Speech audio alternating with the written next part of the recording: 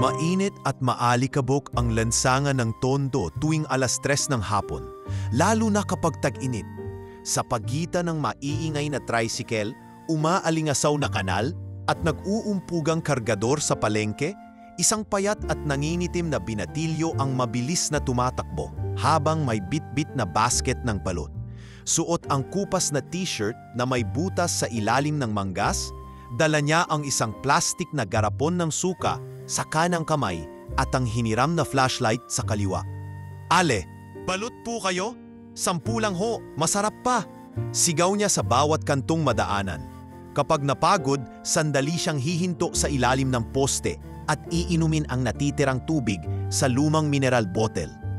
Siya si Alejandro Velasquez, 16 na taong gulang noon, panganay sa 3 magkakapatid at ulila sa ina. Ang ama niya ay isang construction worker na madalas umuuwi na may pilay, tapyas na kuko o dugo ang palad.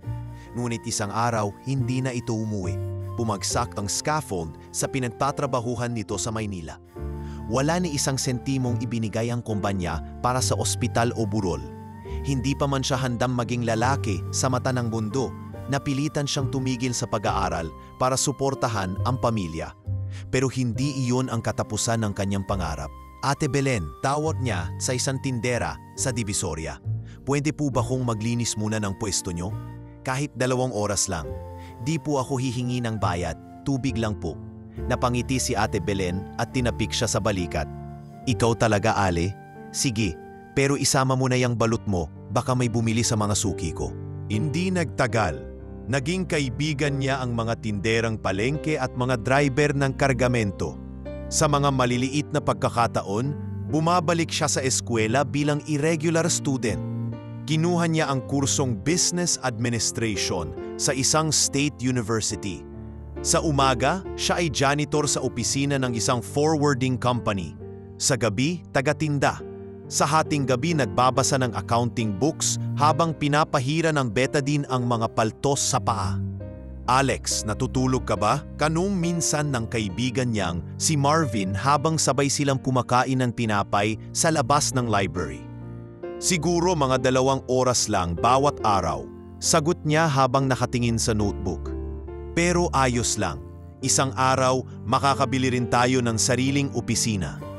"Opisina?" Biro ni Marvin. Wala pa tayong kahit sariling upuan?" Ngumiti lang si Alejandro. Hindi siya kailanman sumagot ng mayabang. Tahimik siyang lumalaban. Dumating ang graduation. Bagamat hindi summa cum laude, nakatanggap siya ng special award para sa entrepreneurship project na ginawa niya. Isang simulated freight business system.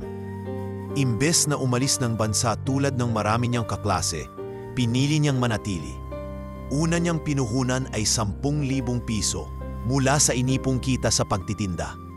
Bumili siya ng lumang motorsiklo, printer, at prepaid phone. Nag-alok siya ng delivery services sa mga online seller sa Quiapo at Recto. "Sir, ako na lang po magde-deliver niyan. Mas mura, mas mabilis." Wika niya sa isang online merchant. "Pipikapin ko sa umaga, makakarating sa hapon. Gamot ko motor ko mismo." Sa loob ng 6 na buwan, 2 ang motorsiklo niya. Pagkalipas ng 1 taon, may truck na siyang inuupahan. 2 taon pa, nagtayo na siya ng maliit na opisina sa isang inupahang bodega sa Mandaluyong. Tinawag niya itong Vela Logistics. Hango sa apelyido niya, ngunit mas formal pakinggan. Sa edad na 23, hindi na siya ang dating tagabenta ng balut. Siya na ang may-ari ng kumpanyang may mahigit 50 empleyado.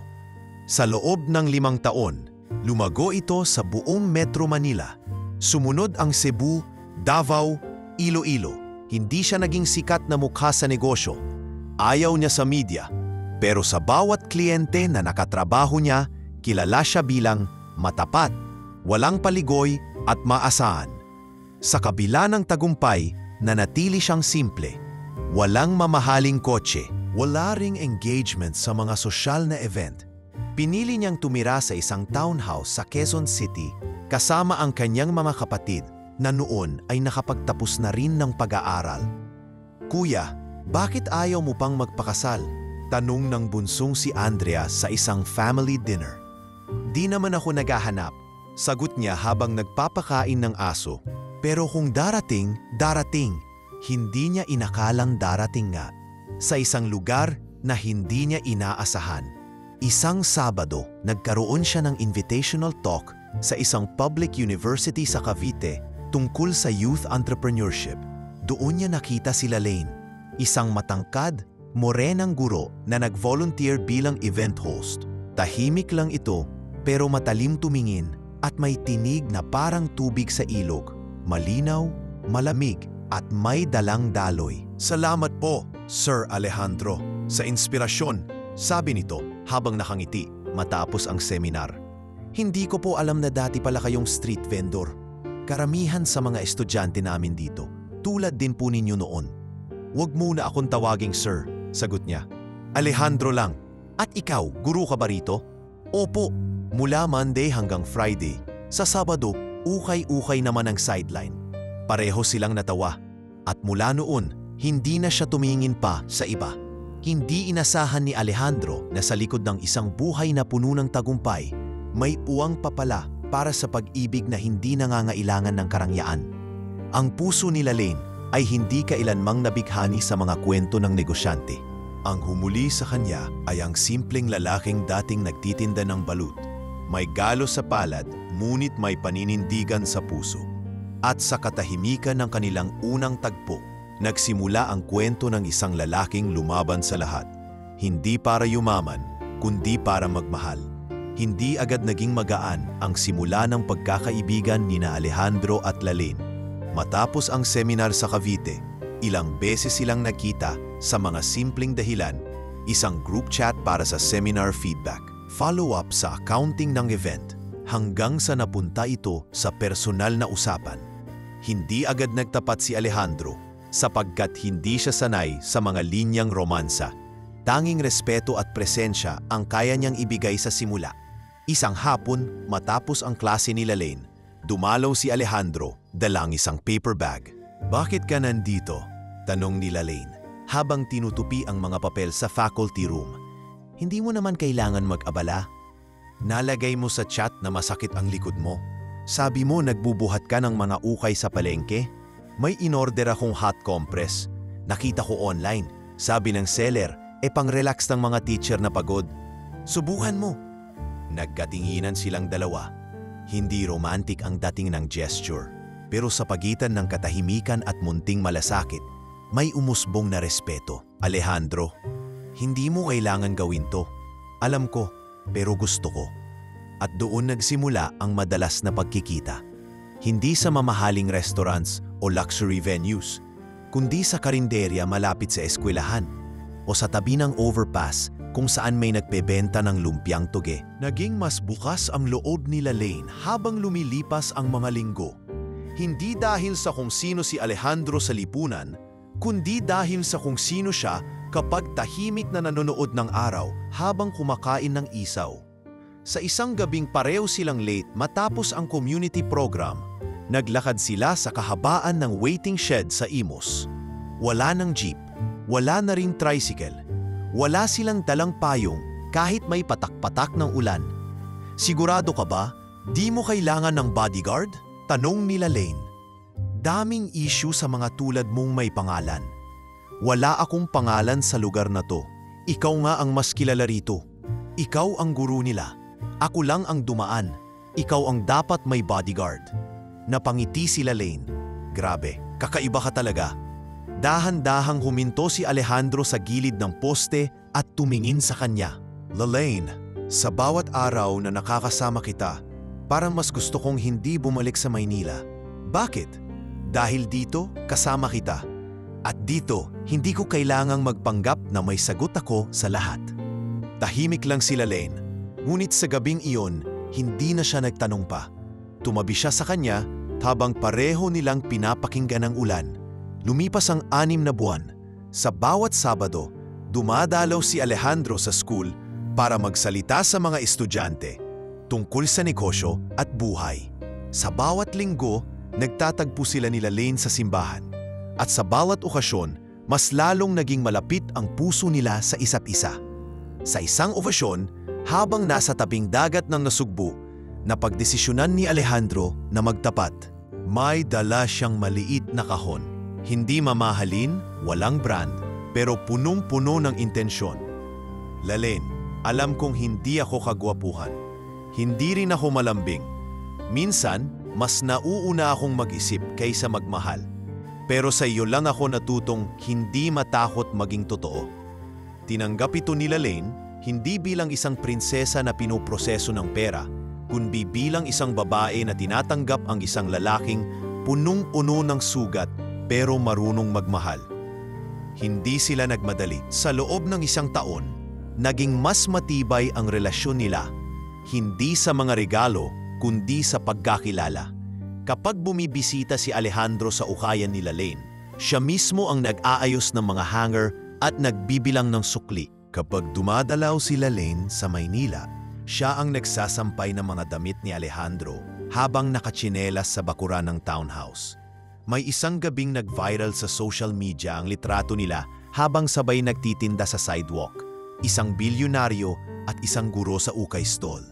Pinagkaguluhan sila, pero hindi ito nagbago sa unsilo sila sa isa't isa. Bakit di mo ko tinratong mayaman kahit nung una pa lang?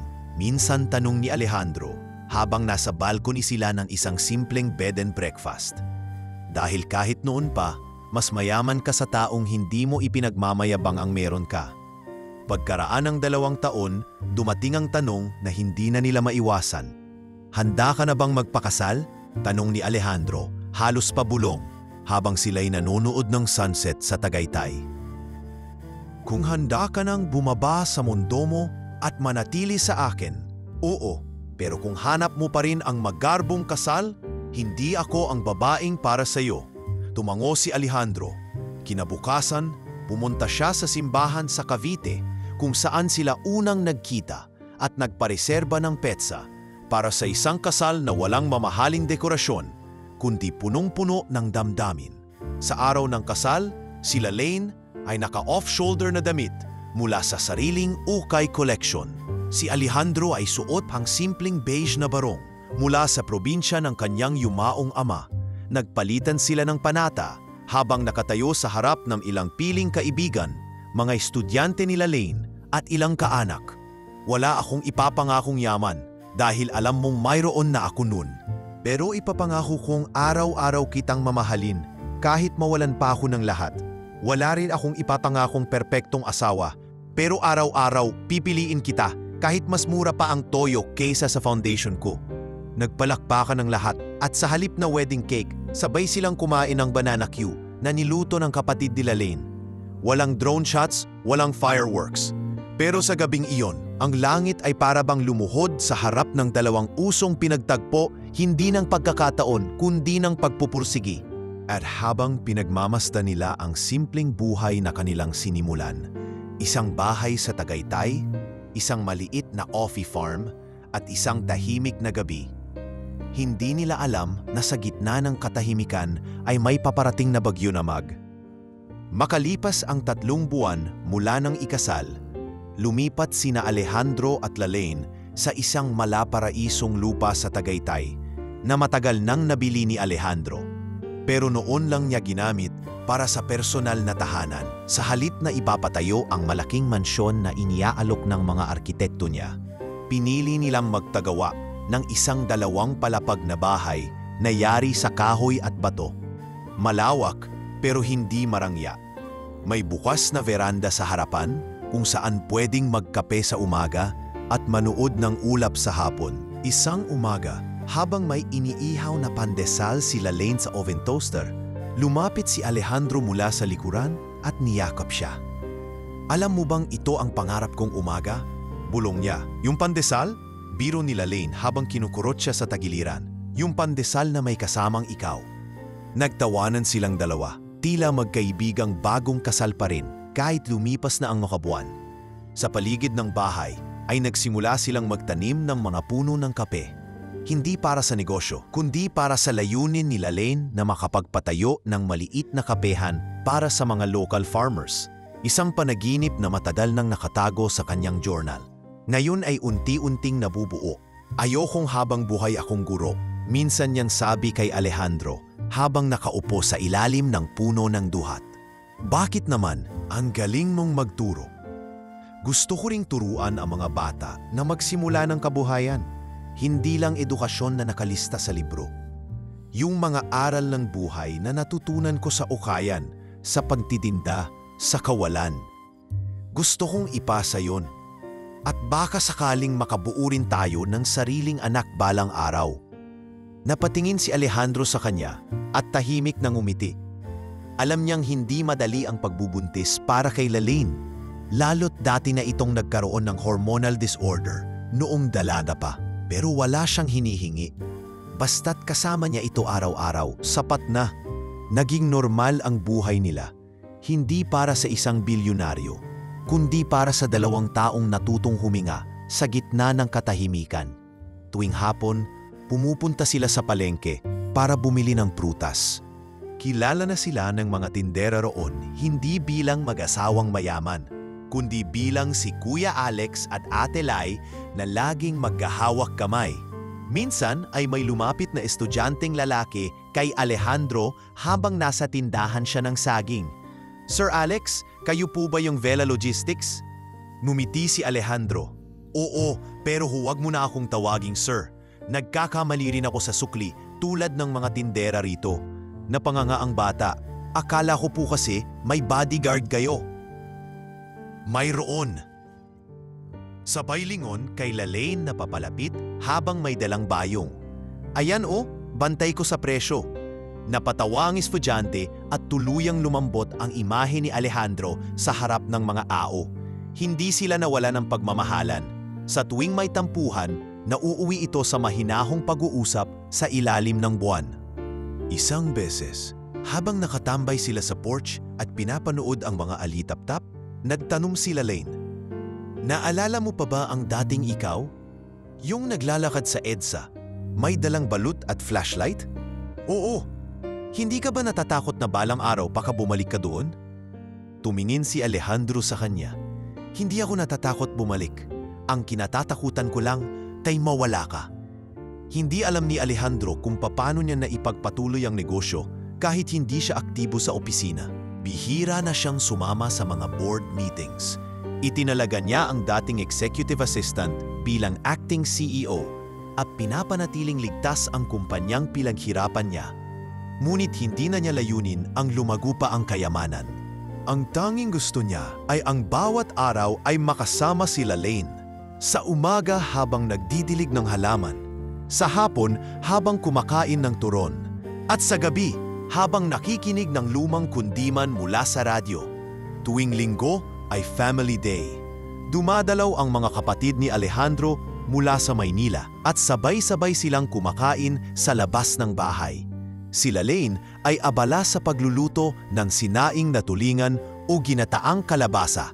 "Hindi ka ba napapagod?" Kanong ni Andrea habang sinasandok ni Lalaine ang kanin. "Hindi kapag alam mong mahal ka ng mga taong pinagluluto mo," sagot nito sabay kindat.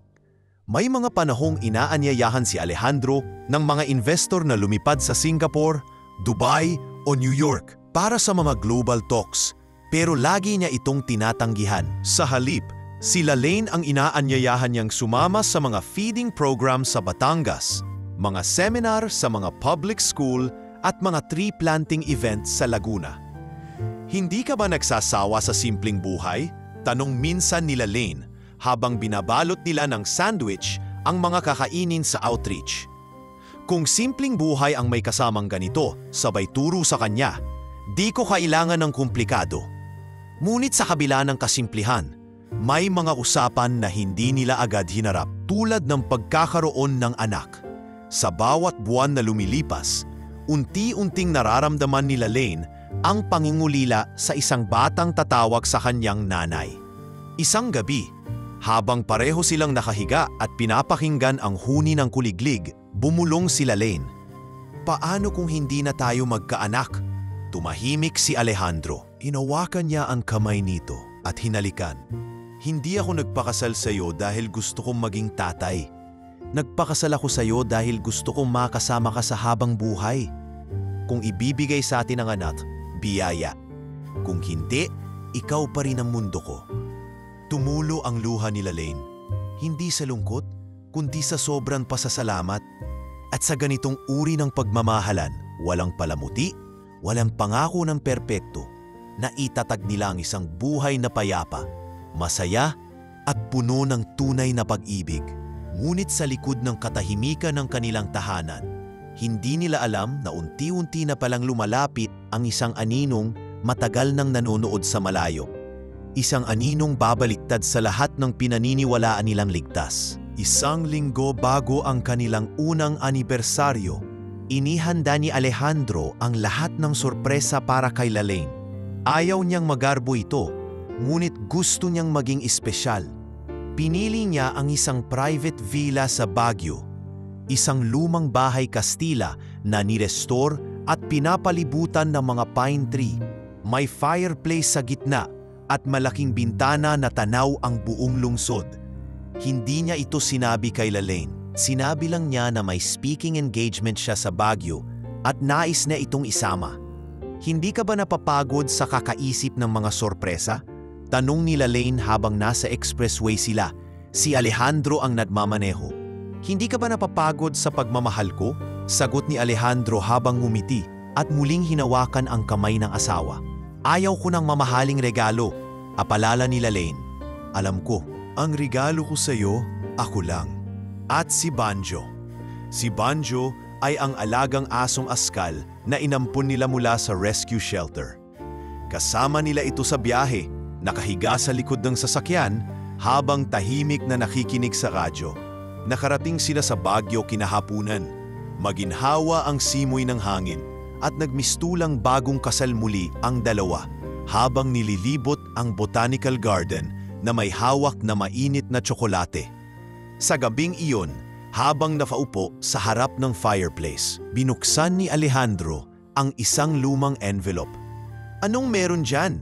Tanong ni Lalaine habang inaayos ang kumot sa paa. Mga sulat na sinulat ko sa iyo bago pa tayo ikasal. Isa kada buwan. Hindi ko pinadala noon. Gusto kong ibigay ngayong anibersaryo natin. Isa-isa itong binasa ni Lalaine. Sa bawat pahina naman ay mga simpleng pagbumuni-muni ni Alejandro tungkol sa takot niya noon na baka hindi siya mahalin ni Lalaine, sa mga gabing nag-uunwaring hindi siya apektado, at sa mga araw na pinangarap niyang tawagin itong asawa. Umiyak si Lalaine habang binabasa ang huli. Walang salita. Yumakap lang siya kay Alejandro at tahimik silang natulog habang umuulan sa labas. Kinabukasan, habang pababa sila ng Cannon Road, pauwi na sana ng Maynila, malakas pa rin ang ulan, madulas ang kalsada, madilim ang paligid kahit tanghaling tapat. Si Alejandro ay maingat na nagmamaneho, ngunit sa isang liko, biglang sumalpok mula sa kabilang lane ang isang delivery van na nawalan ng preno. Mabilis ang pangyayari, isang malakas na kalabog, sabay sabog ng salamin at pag-ikot ng sasakyan pababa sa kanal. Pagdilat ni Alejandro, may dugo sa noo niya at nanginginig ang kamay. Agad niyang tinawag ang pangalan ng asawa. Lalaine! Lalaine! Wala itong tugon. Si Lalaine ay walang malay, nakasandal sa pinto, duguan ang noo at hindi gumagalaw. Si Banjo ay tahol ng tahol, tila ginigising ang amo. Kinuha ni Alejandro ang cellphone at tumawag ng tulong. Ngunit walang signal. Lumipas ang 15 minuto bago may dumating na ambulansya mula sa isang checkpoint. Si Lalaine ay isinugod sa pinakamalapit na ospital sa La Trinidad, habang si Alejandro ay sinamahan ng isa sa mga pulis para gamutin ang sugat sa ulo. Sa ospital, pinayagang makaupo si Alejandro sa labas ng ER, ngunit hindi siya pinapasok sa loob. Paulit-ulit siyang tinatanong ng pulis tungkol sa aksidente. Ngunit wala siyang ibang iniisip kundi ang asawa. Lumipas ang 2 oras. Lumabas ang doktor na may kasamang nurse. Parehong seryoso ang mga mukha. Lumapit sa kanya ang doktor at marahan itong umupo sa tabi niya. Mr. Velasquez, ginawa po namin ang lahat. Pero hindi po kinaya ni ma'am. Maraming internal injuries. We tried resuscitation, Pero wala na po siya. Para siyang tinanggalan ng baga. Hindi siya makapagsalita, hindi makaiyak. Para siyang nilunod ng isang dagat ng katahimikan. Tila hindi totoo. Tila hindi kayang paniwalaan. Kanina lang, magkahawak sila ng kamay. Ngayon, wala na. Pwede ko po ba siyang makita? Bulong niya. Hindi po muna ngayon. May kailangang i-finalize sa papel. Pero sinabi po ni Ma'am dati na kung sakaling mangyari ito, may nakaayos na po siyang dokumento para sa tahimik na libing. Anong ibig mong sabihin? Tanong niya, nanginginig. Sa abogado po ninyo raw pumanggagaling ang detalye. Pero ayon sa record, nais po ni Ma'am na ilibing kaagad sa Tagaytay. Wala pong burol. Hindi siya makapaniwala. Paano? Kailan? Bakit may ganitong dokumento sila Lane? Sa sumunod na 2 araw, halos wala siyang maalala. Ila sinakop ng ulap ang isipan niya. Dinala siya pabalik ng Maynila at sumunod sa libing na tila ipinilit. Pinilit siya ng pamilya nila Lane na sumang-ayon sa plano. Sinabi ng abogado na ito raw ang kagustuhan nila Lane. Ayaw nitong maging pabigat sa mga taong mahal niya. Hindi na siya nakausap nila Lane bago ito ilibing. Wala siyang nakita ni isang sulyap sa bangkay. Ang kabaong ay selyado na. Sinabi ng doktor na iyon daw ang protokol sa ganitong kaso. Masyadong delikado ang katawan. Ipinagluksa siya ng buong bansa. Naging trending ang pangalan nila. Maraming humanga sa kwento ng pag-ibig nila. Maraming nalungkot sa trahedya. Ngunit sa puso ni Alejandro, hindi nagtagal ang pakikiramay. Dahil sa katahimikan ng kanyang tahanan sa Tagaytay. Isang tanong lang ang paulit-ulit niyang sinisigaw gabi-gabi. Bakit parang hindi ito totoo?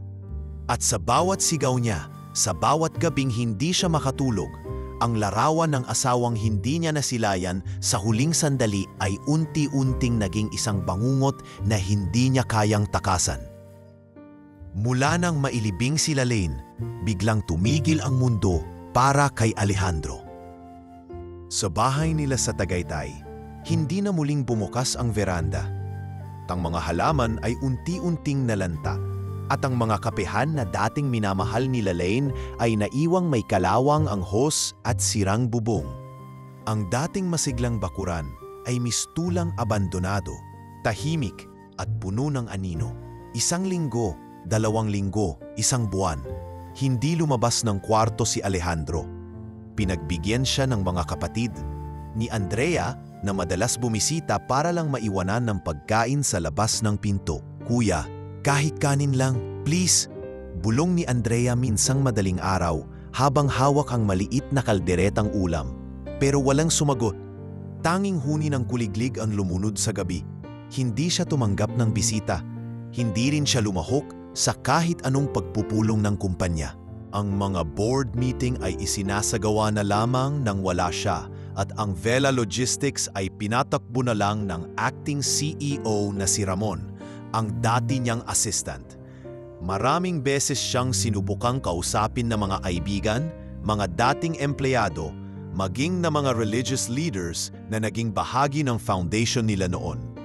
Ngunit hindi siya sumagot ni minsan. Ang kanyang cellphone ay nakapatay. Ang mga email ay hindi binubuksan. Ang landline ay tinanggalan na ng linya. Araw-araw, uupo lang siya sa harap ng lumang photo album nila Lane. Binubuklat ang bawat pahina na parang baka sakaling sa susunod ay gagalaw ito. Minsan, habang hawak ang isang Polaroid ng asawa, habang nakangiti sa ukayan, tinutok niya ang telepono sa harap ng mukha niya at sabay pinindot ang voice recorder. Bakit mo ako iniwan nang hindi nagpapaalam? Bulong niya. Bakit wala man lang huling yakap, huling halik? Isang gabi, habang umuulan, nagising siya sa kalagitnaan ng gabi na tila may narinig. Isang boses, isang pamilyar na tinig. Alejandro! Napasigaw siya, bumangon at binuksan ang ilaw. Walang tao. Pero malinaw ang boses, parang mula sa hallway o sa lumang radyo sa may kusina. Hindi ito totoo. Paulit-ulit niyang bulong habang nanginginig. Patay ka na. Ngunit sa mga susunod na gabi, naulit ito. May mga pagkakataong tumutugtog mag-isa ang lumang plaka sa sala. Minsan bukas ang ilaw sa kwarto ni Lane sa itaas kahit hindi naman siya umakyat. At minsan, habang naliligo siya, may biglang babagsak na gamit mula sa cabinet. Mga damit ni Lane na matagal na niyang pinatapon. Nagsimula siyang magduda sa sarili. Baka nababaliw na siya. Kaya isang araw, pinilit niyang bumaba ng bahay.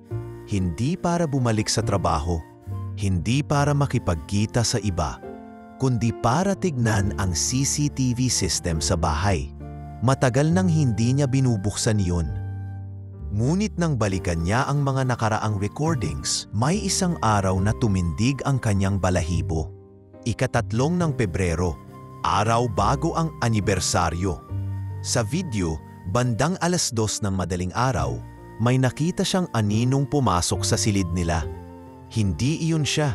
Walang ibang tao dapat sa bahay, pero malinaw ang galaw. Isang babaeng may suot na puting duster na parang si Lane. Lumapit ito sa kama at yumuko sa lugar kung saan siya natutulog. Pagkatapos, biglang naglaho sa likod ng kurtina. Pinaus niya ang video. Pinilit niyang klaruhin ang footage gamit ang lumang editing software. Ngunit malabo pa rin. Ngunit ang mukha, ang taas, ang ayos ng buhok, lahat ay kapareho ni Lane.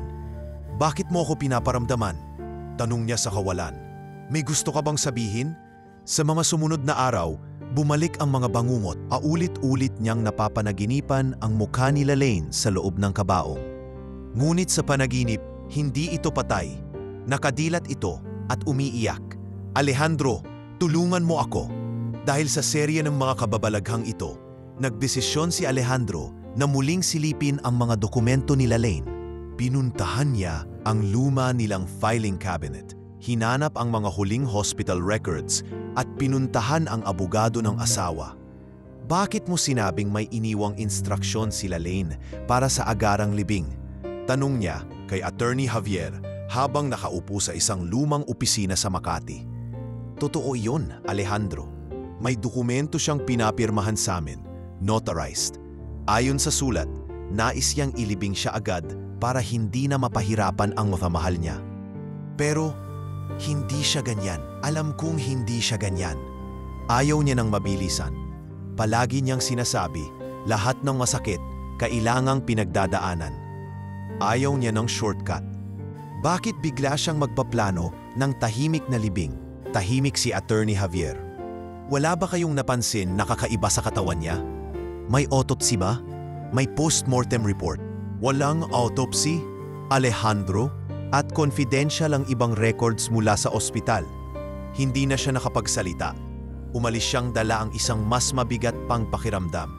Sa loob ng sasakyan, habang ini-start niya ang makina, bumalik ang huling tingin ni Lane sa kanya. Ilang minuto bago ang aksidente.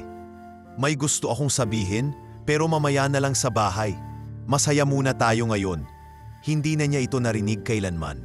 At kayon, 1 taon ang lumipas. Ngunit tila mas lalong dumadami ang tanong kaysa sagot. Gabi ng anibersaryo ng pagkamatay ni Lane.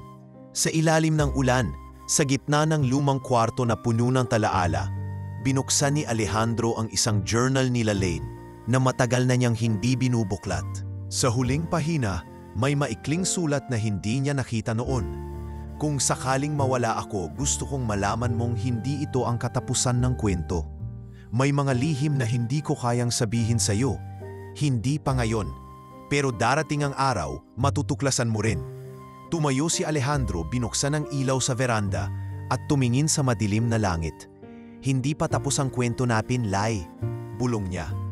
"At handa na akong hanapin ang mga sagot." Isang madaling araw, matapos ang ilang buwang pag-iisa, muling bumalik si Alejandro sa dating opisina ng Vela Logistics sa Mandaluyong. Wala na siya sa tamang bihis. Nakamaong, kupas na hoodie at walang bitbit kundi isang lumang bag. Hindi ito ang imaheng inaasahan ng mga empleyado niyang nakita siyang pumasok. Lahat ay napatigil. Wala siyang sinabi ni isang salita. Dumiretso siya sa dati niyang opisina at inilok ang pinto. Sa loob ng opisina, Ini-on niya ang kanyang lumang desktop. Doon nakasave ang mga backups mula sa mga CCTV, recordings at lumang file nila Lane. Sa loob ng external drive na noon ay hindi niya binibigyang pansin. May isang folder na may pangalang For Ale. Binuksan niya ito at isang audio file lamang ang laman. Ang file name, My Truth, 3/11/2023. Nanginginig ang kanyang daliri habang pinipindot ang play. Hi Ale, panimula ng boses ni Lane. Kung naririnig mo to, baka hindi ko na nasabi ang lahat bago tayo naghiwalay. Alam kong hindi mo alam ang ilang bagay tungkol sa akin. At ayokong malaman mo to habang buhay pa ako. Dahil ayokong masira ang paningin mo sa akin. Umigat ang dibdib ni Alejandro. Umupo siya sa sahig ng opisina. Hawak ang headset at pilit pinipigilan ang panginginig ng kamay. May isa akong kaibigan noon, si Clarice. Therapist siya. Matagal na naming kakilala sa NGO. Siya ang naging sandalan ko nung bumalik ang anxiety ko. Pero Ale, may mga bagay siyang itinuro sa akin na hindi ko maintindihan. May mga session kaming hindi ko na maalala. May mga panaginip ako pagkatapos. May gamot, may tinuro siyang teknik para makalimot sandali. Akala ko therapeutic. Pero tumigil sa ilang segundo ang boses sa recording. Humikbi ito bago nagpatuloy. May isang gabi, Ale, dumalaw siya sa bahay. Wala ka nun. Binigyan niya ako ng therapy drops. Pero pagkagising ko, parang may mali. May papel akong pinirmahan. Hindi ko matandaan ang nilalaman. Basta may pirma ko. Kinabukasan, may tumawag sa aking lalaki. Tinatanong kung paano kami mag-uusap, kung anong alam ko raw tungkol sa ethical audit ng korporasyon nila. Hindi ko na alam kung totoo ba lahat to o epekto lang ng gamot. Napakuyom ng kamao si Alejandro. Lalong bumigat ang pakiramdam niya habang pinapakinggan ang kinikimkim ng asawa. Hindi siya makapaniwala na may pinagdaraanan itong ganito habang ang buong akala niya ay ayos ang lahat. Nagdesisyon akong wag na munang sabihin sa iyo. Gusto ko sanang ayusin to mag-isa. Pero habang tumatagal, parang may sumusunod sa akin. Parang may gustong tumapos sa lahat. Tahimik na bumagsak ang headset sa lapag. Pinatigil muna ni Alejandro ang recording at napaupo sa gilid ng lamesa. Tumulo ang luha niya. Hindi dahil sa takot kundi sa matinding panghihinayang. Gusto sana niyang balikan ang mga panahong andun siya para sa asawa. Pero wala na.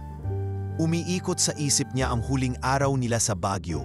Ang sinabi ni Lane, may gusto akong sabihin, pero mamaya na lang sa bahay. Tumayo siya at isinaksak ang USB sa kanyang laptop.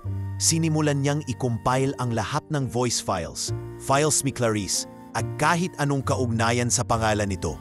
Kinabukasan, pinuntahan niya ang klinik kung saan dating tumutulong si Clarice. Isang maliit na opisina sa Quezon City na ngayon ay sarado na. Nang tanungin niya ang building manager, lumipat daw ito ng probinsya matapos masangkot sa isang issue ng unlicensed therapy. Nakakuha siya ng address sa Laguna. Agad siyang bumiyahe. 2 oras ang biyahe at halos hindi siya huminto. Habang nasa biyahe, paulit-ulit niyang pinapakinggan ang recording ni Lane. Kung hindi ako umabot, Aleg, gusto kong malaman mo na hindi ako sumuko. Gusto ko lang sana malaman kung sino talaga ang nasa likod ng lahat nito. Baka nga ako lang ang paranoid, pero kung totoo man ito, huwag mong hayaan na matulad pa sa akin ang iba. Patawad kung hindi kita naprotektahan sa sakit na naramdaman mo ngayon. Pero ikaw ang minahal ko ng buong buo. Pagdating niya sa lumang bahay na itinuro ng manager, isang matandang babae ang lumabas. Si Aling Pilar, ang caretaker ng bahay ni Clarice. Wala na po siya rito, iho. Sabi ng babae, mga 6 na buwan na rin siyang hindi nagpapakita. Sabi niya pupunta siyang abroad, pero may iniwan siyang mga gamit sa bodega. Baka may silbi pa sa inyo. Hindi na nagdalawang isip si Alejandro. Pumasok siya sa lumang bodega sa likod ng bahay. Doon niya nakita ang isang kahon na may label na Patient Files, Private. Binuksan niya ito.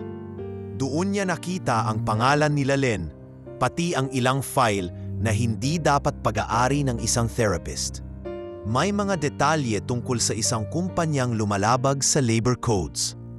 at tila may direktang koneksyon sa isa sa pinakamalaking kakumpetensya ng Vela Logistics. Ngunit ang pinakakinilabutan niya ay isang dokumento, isang waiver. Napapirma sila Len, may petsang 1 linggo bago ang kanilang anibersaryo.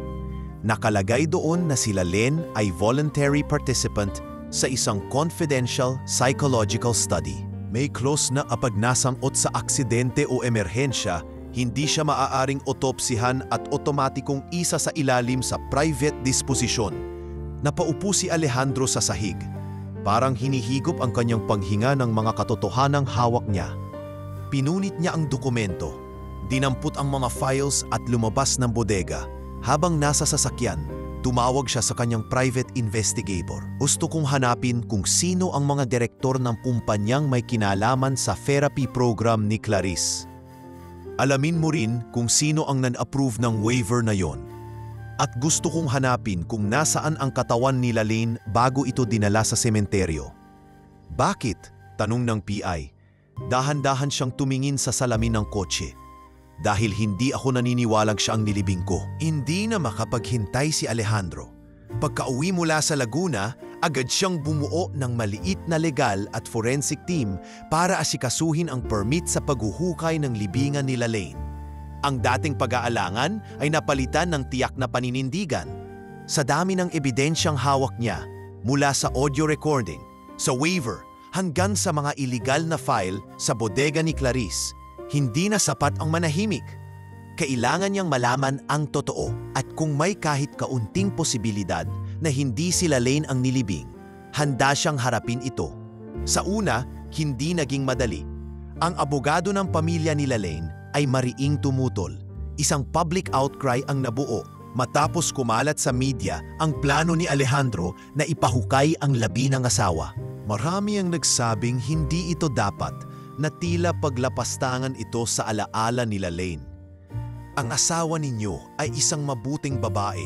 Hayaan ninyong mamahinga siya sa tahimik, pahayag ng kapatid ni Lane sa isang press statement.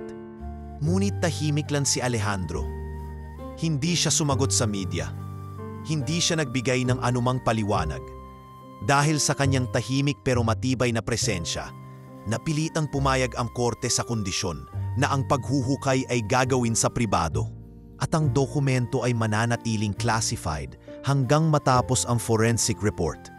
Pebrero 14, eksaktong 1 taon mula nang mailibing si Lane. Ang umagang iyon ay malamig at mahamog sa Tagaytay.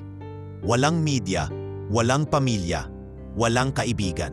Tanging siya, ang kanyang abogado, isang forensic pathologist at 2 police observer lang ang naruroon sa lugar. Sa ilalim ng cherry blossom tree na itinanim nila ni Lane 2 taon bago ang kasal, naroroon ang puting marmol na lapida. Pinanood niyang alisin ang simento. Isa-isang hinukay ang lupa habang tahimik lang siyang nakatayo. Mahigpit ang hawak sa lumang singsing na suot pa rin niya sa leeg. Tumigil ang mga tauhan sa paghuhukay nang lumitaw ang takip ng kabaong.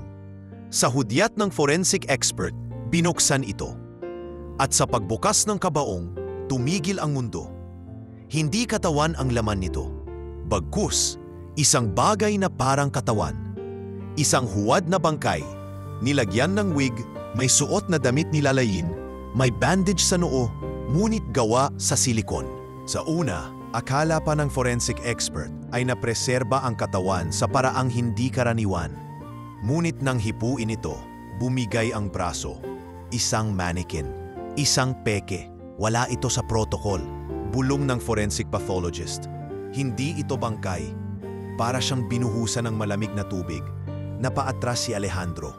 Napasandal sa puno at hindi na nakapagsalita. Pinilit niyang magsalita pero puro hikbilan ang lumalabas. Pinikit niya ang mga mata at paulit-ulit na tinanong ang sarili. Anong klaseng panloloko to?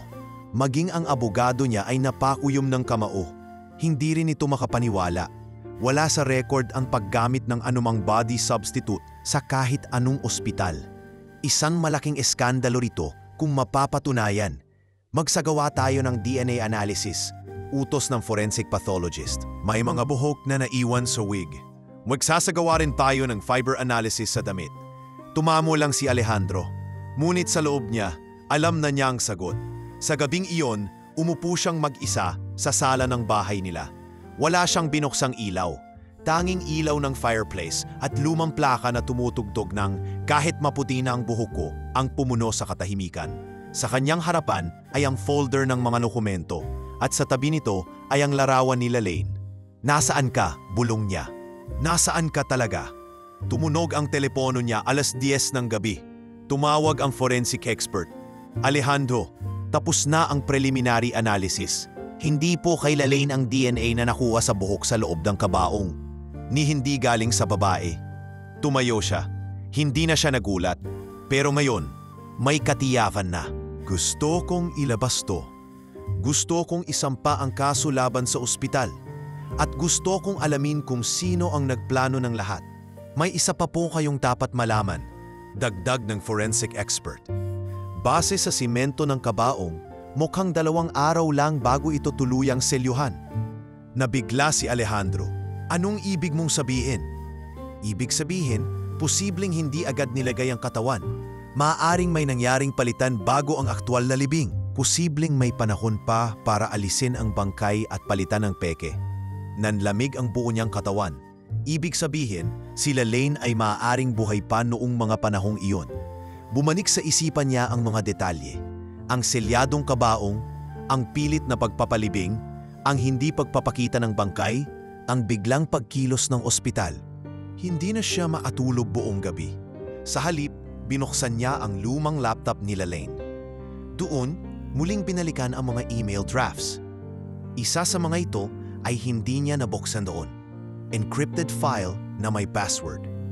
Sinubukan niyang i-enter ang pangalan ng kanilang aso, Banjo123. Nagbukas ito at sa loob ay isang listahan ng mga pangalan.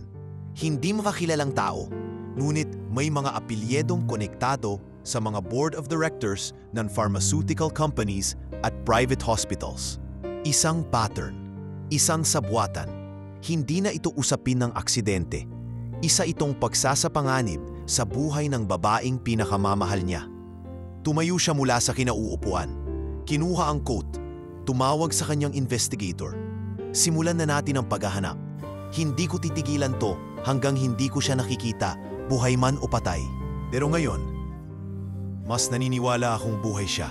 At sa dilim ng gabi, sa ilalim ng ulan, may isang lalaki muling bumangon.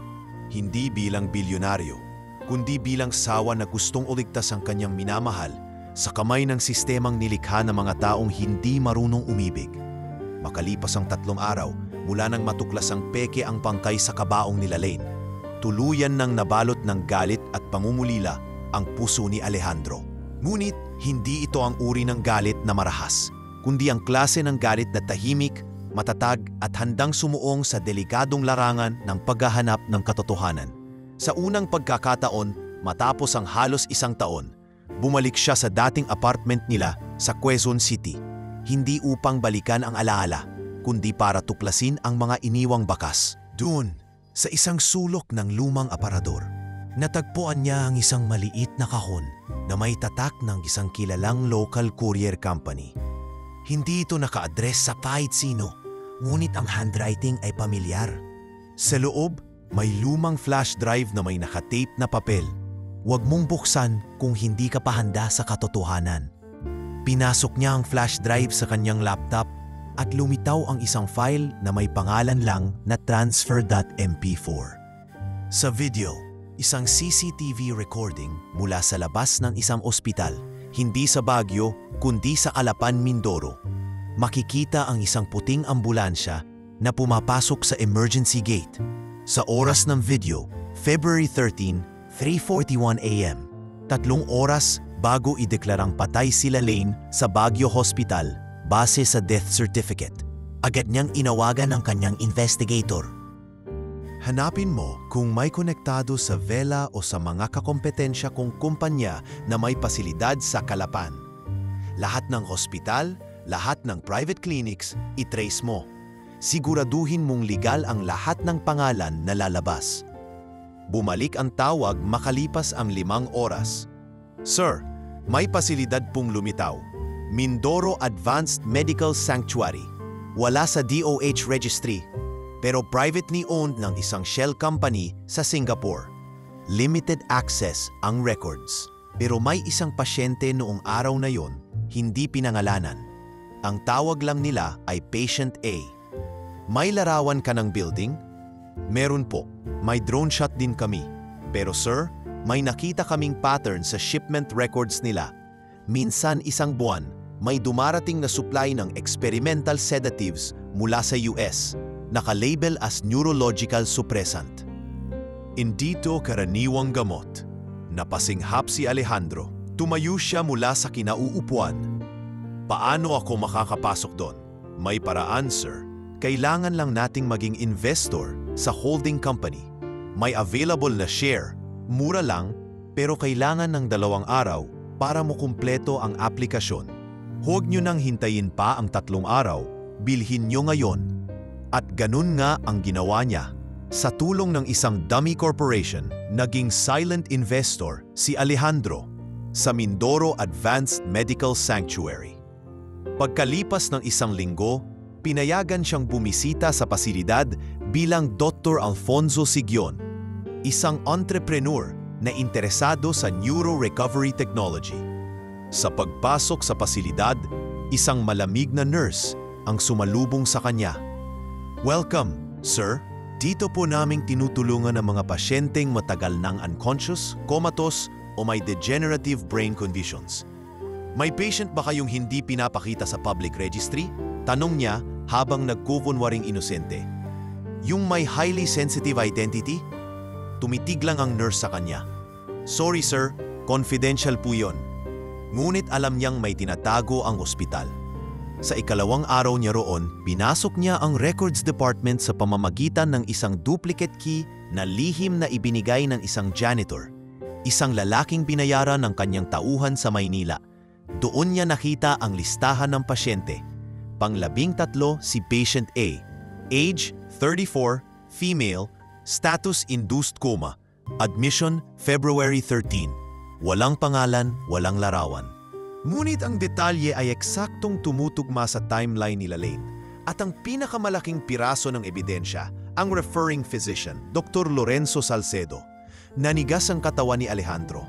Si Dr. Salcedo, ang dating head physician sa ospital sa Baguio kung saan idineklarang patay si Lane. Siya rin ang pumirma sa death certificate.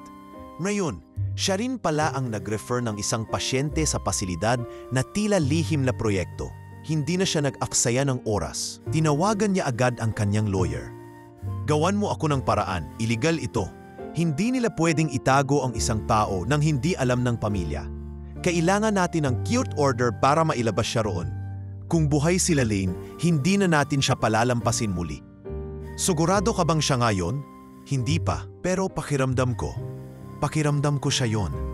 Sa gabi ring iyon, nagtago si Alejandro sa likod ng utility room sa pasilidad at naghintay ng tamang pagkakataon. 2 nurse ang lumabas sa koridor, patungo sa wing ng mga long-term comatose patients. Isa-isa silang nagpasok ng IV fluid sa bawat kwarto.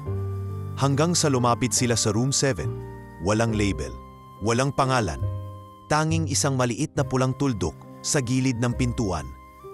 Nang bumukas ang pinto, sumilip si Alejandro sa crack ng cabinet. Sa loob, may isang babae sa kama, nakasuot ng hospital gown, nakakabit sa maraming makina. Nakatakip ang kalahati ng mukha nito sa tube. Ngunit kahit anong takip, kahit anong liwanag ng fluorescent lamp, kilala niya ang hugis ng katawan, ang balat, ang manipis na daliri. Si Lane. Napasapo si Alejandro sa bibig niya para pigilan ang hikbi. Gusto niyang sumugod, gusto niyang yakapin ito at isigaw sa mundo na hindi siya patay. Pero alam niyang hindi pa ito ang tamang panahon. Kailangan niyang ilabas si Lane mula roon sa legal na paraan. Hindi dahil ayaw niyang magpasabog ng eskandalo, kundi dahil gusto niyang iligtas siya nang hindi nadadagdagan pa ang trauma. Pagkalabas ng nurse, dahan-dahan siyang umatras, bumalik sa utility room at tumakas patungong parking area. Sa loob ng kanyang sasakyan, binuksan niya ang voice recorder at nagsalita sa sarili. Lalaine, nakita na kita. Nandyan ka, buhay ka. Huwag kang bibitaw, pupunta ako sa iyo. Hindi na ako papayag na muli kang mawala. At sa sandaling iyon, sa katahimikan ng gabi ng Mindoro, sa gitna ng lihim na pasilidad, isang pangakong matagal ng hinog ang muling isinumpa na walang katotohanang hindi kayang ilantad ng isang lalaking tunay na nagmahal. Hindi na nag-aksaya ng oras si Alejandro. Pagka-uwi niya mula sa Mindoro, agad siyang nagtungo sa private legal office niya sa Taguig. Kasama ang kanyang abogado at 2 tauhan mula sa kanyang private intelligence team, sinimulan niyang planuhin ang legal at estratehikong hakbang para mailabas si Lalaine mula sa pasilidad. Pero batid niyang hindi magiging madali. Ang Mindoro Advanced Medical Sanctuary ay isang untouchable na pasilidad na hawak ng isang shell korporasyon at sa ilalim ng proteksyon ng mga matataas na opisyal ng medisina at negosyo. Hindi pwedeng basta-basta, paliwanag ng abogado habang nakapatong ang mga kamay sa ibabaw ng table. Ang pasilidad na yan ay protektado ng medical privacy clauses. At kung aakusahan mo sila ng illegal na detensyon, kailangan mo ng matibay na ebidensya at kakampi sa loob. May video ako, may pangalan ng pasyente, may koneksyon kay Dr. Salcedo. Hindi ba sapat yun? Hindi pa rin. Kailangan ng direct declaration. Kailangan natin ng taong mula sa loob ng pasilidad mismo. Yung empleyado o dating tauhan na magsasabing hindi ito voluntary treatment. Tumahimik si Alejandro. Naisip niya ang janitor na tumulong sa kanya. Maaaring ito na ang kanyang susi. Muli siyang bumalik sa Mindoro, ngunit hindi na siya nagpakita sa pasilidad. Sa halip, naghintay siya sa labas ng barracks ng mga empleyado. Doon niya inabangan ang janitor, si Manong Dario. "Sir, anong ginagawa niyo rito?" tanong ni Dario, halatang takot at balisa. "Hindi kita isusumbong. Gusto ko lang makausap ka. Bigyan mo lang ako ng 5 minuto. Sa labas, sa kapehan doon sa kanto." Sa maliit na karinderya malapit sa barangay hall, naupo silang dalawa. Si Alejandro ay hindi nakapormal, tanging t-shirt at maong. Ngunit ang tingin ni Dario sa kanya ay parang nasa harap siya ng isang hukom. "Anong alam mo kay Patient A?" tanong ni Alejandro diretso. "Narinig ko po yung mga nurse. Minsan pinag-uusapan nila sa pantry. Hindi raw siya ordinaryong pasyente. Parang may special case. Hindi siya dapat ginagalaw o kinakausap ng kahit sino. At minsan, kapag gabi, may isang doktor na pumupunta. Hindi naka-uniform, pumapasok mag-isa sa loob. Umaabot ng 2 oras. Si Dr. Salcedo?" Tumango si Dario. "Opo, siya po yun. Handa ka bang tumestigo kung sakaling ilaban ko ito sa korte?" Napayuko si Dario. "Hindi ko alam, sir. May pamilya ako. Alam niyo naman pong may mga taong hindi takot pumatay para lang matakpan ng sekreto. Ipapasok kita sa Witness Protection Program. Bibigyan kita ng bagong pagkakakilanlan. Basta't tumestigo ka lang." Matagal ang katahimikan. Ilang ulit humigop ng kape si Dario bago muling nagsalita. "Sige po, pero isang kondisyon lang. Iligtas niyo yung babae. Kung siya nga talaga yung asawa niyo, iligtas niyo po siya. Hindi siya dapat andun. Nakakatakot po yung pasilidad." May mga gamot doon na parang hindi galing dito sa Pilipinas. Minsan may biglang dumarating na Amerikano.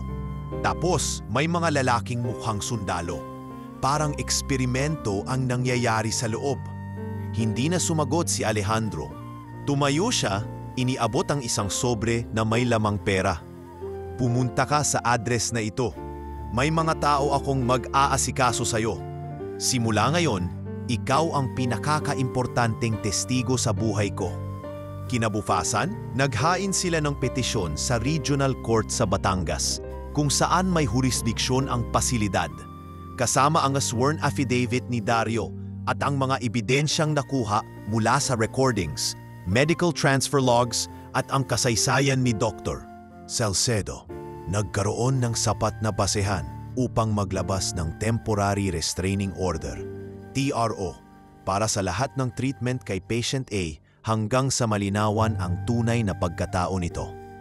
Ngunit hindi ito nalihim. Makalipas lamang ang isang araw, sa labas ng bahay sa Tagaytay, 2 motorsiklo ang dumaan.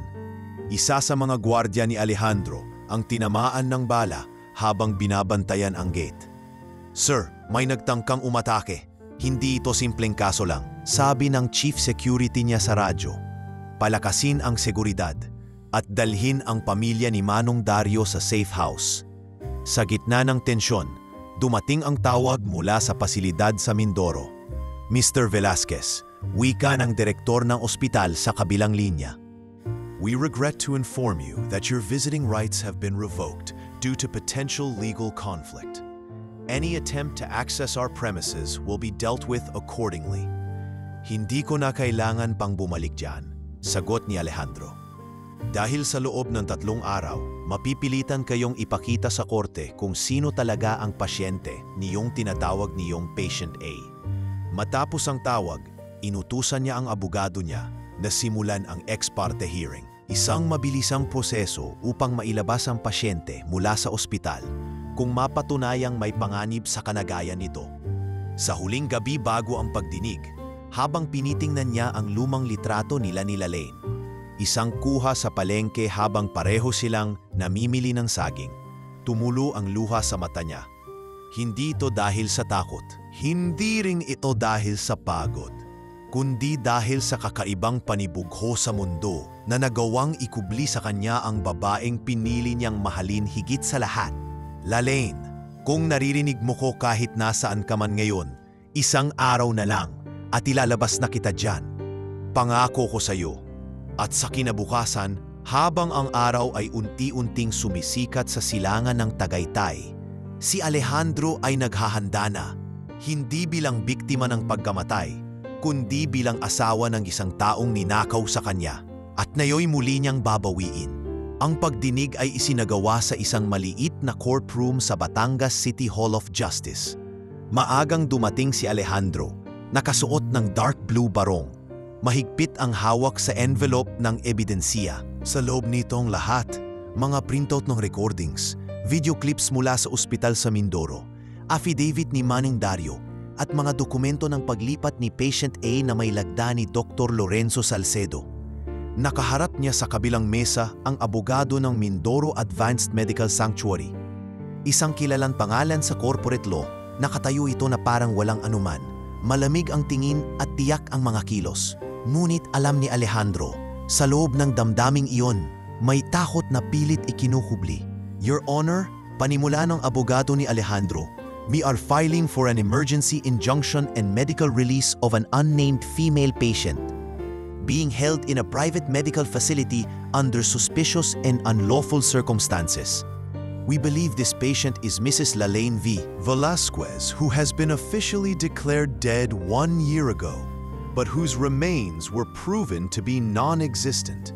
Isang malakas na bulungan ang pumuno sa maliit na silid. "Objection!" Agad na sigaw ng abogado ng kabila. "This is circumstantial at best. There is no concrete identification that the subject of this petition is, in fact, the deceased Mrs. Velasquez. Which is why," abogado ni Alejandro, "we are demanding access, supervised by court-appointed medical and legal personnel, to confirm the patient's identity. If we're wrong, the matter ends here. If we're right, then we have uncovered a conspiracy far deeper than just medical mismanagement." Tahimik na tumango ang hukom. "I will review all documents and deliver the ruling by tonight." Paglabas ng korte, sinalubong ng mga media si Alejandro. Nagsimula ng kumalat ang balita tungkol sa kanyang paghukay ng sariling asawa. At ngayon, ang posibilidad na buhay ito at ikinukubli ng isang pribadong ospital. "Mr. Velasquez, totoo bang buhay ang asawa ninyong si Lalaine? Ano ang koneksyon ni Dr. Salcedo sa lahat ng ito? Paano ninyo natiyak na siya nga ang Patient A?" Ngunit hindi nagsalita si Alejandro. Tumuloy siya sa sasakyan, isinara ang pinto, at tumingin sa labas ng bintana habang dahan-dahang humihinga. Gabi, bandang 8:00, tumunog ang telepono. Tumawag ang abogado. Naglabas ng order si Judge Cardenas. May 48 hours tayo para magdala ng court-appointed forensic expert sa pasilidad. Ipinag-utos din na isailalim sa identity verification ang lahat ng pasyente sa loob, kabilang ang patient A. Napangiti si Alejandro.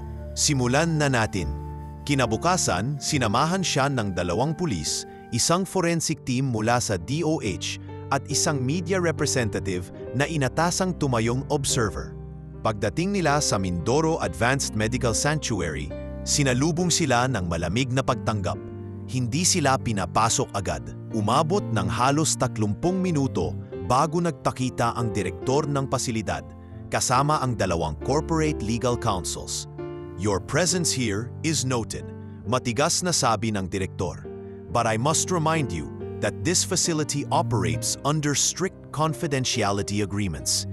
We are only allowing access to the specific patient covered in the court order." Dinala sila sa isang hallway na tila ilang beses nang na-renovate.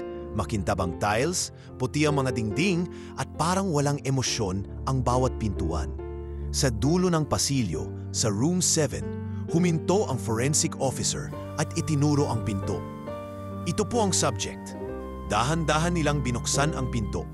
Sa loob, nandoon pa rin ang babaeng may oxygen tube sa ilong, may mga suction at monitor sa tabi, at parang hindi gumagalaw sa loob ng 1 taon. Ngunit sa pagkakataong ito, may dala silang fingerprint scanner. Dahan-dahang kinuha ng technician ang hintuturo ng babae at tinapat sa scanner.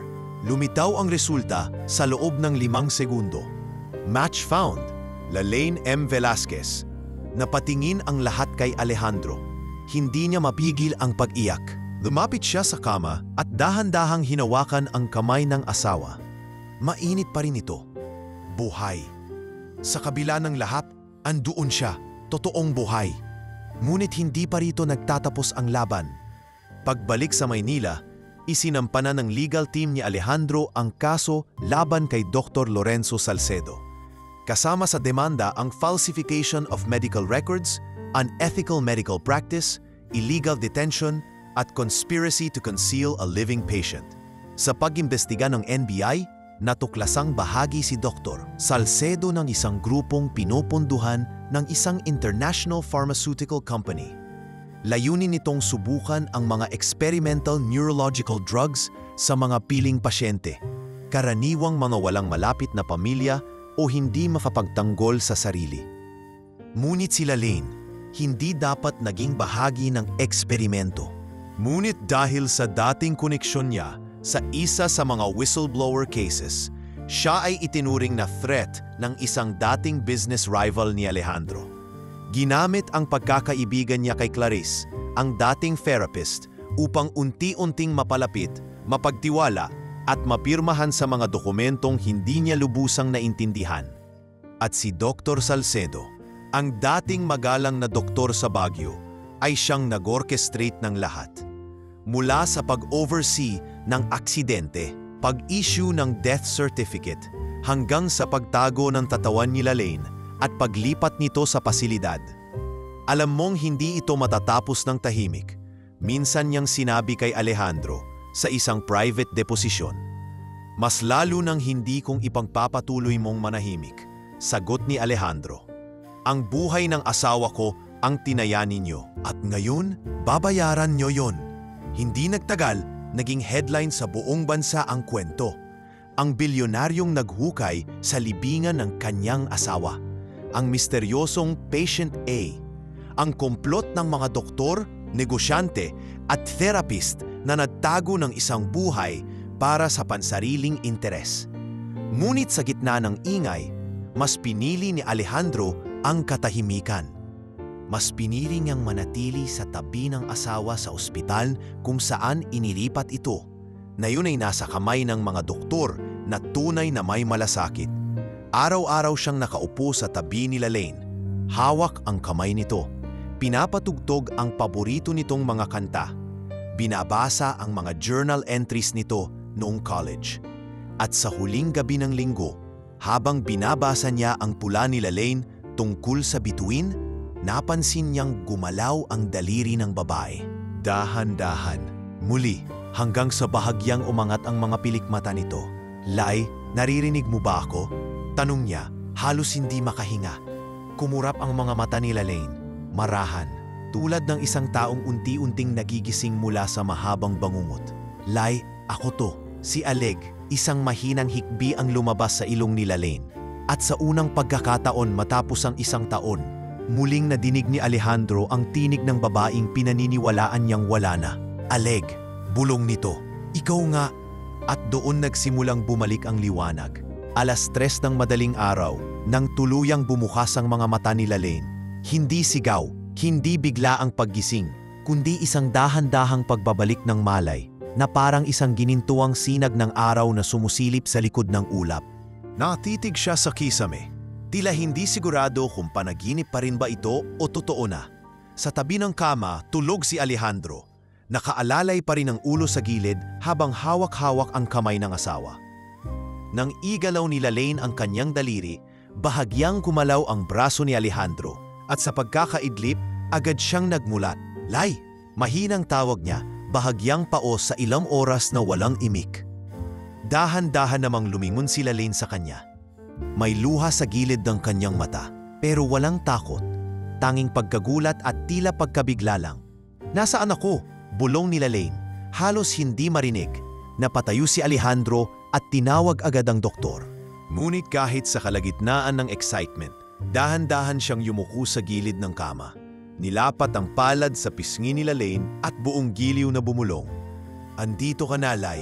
Ligtas ka na. Sa wakas!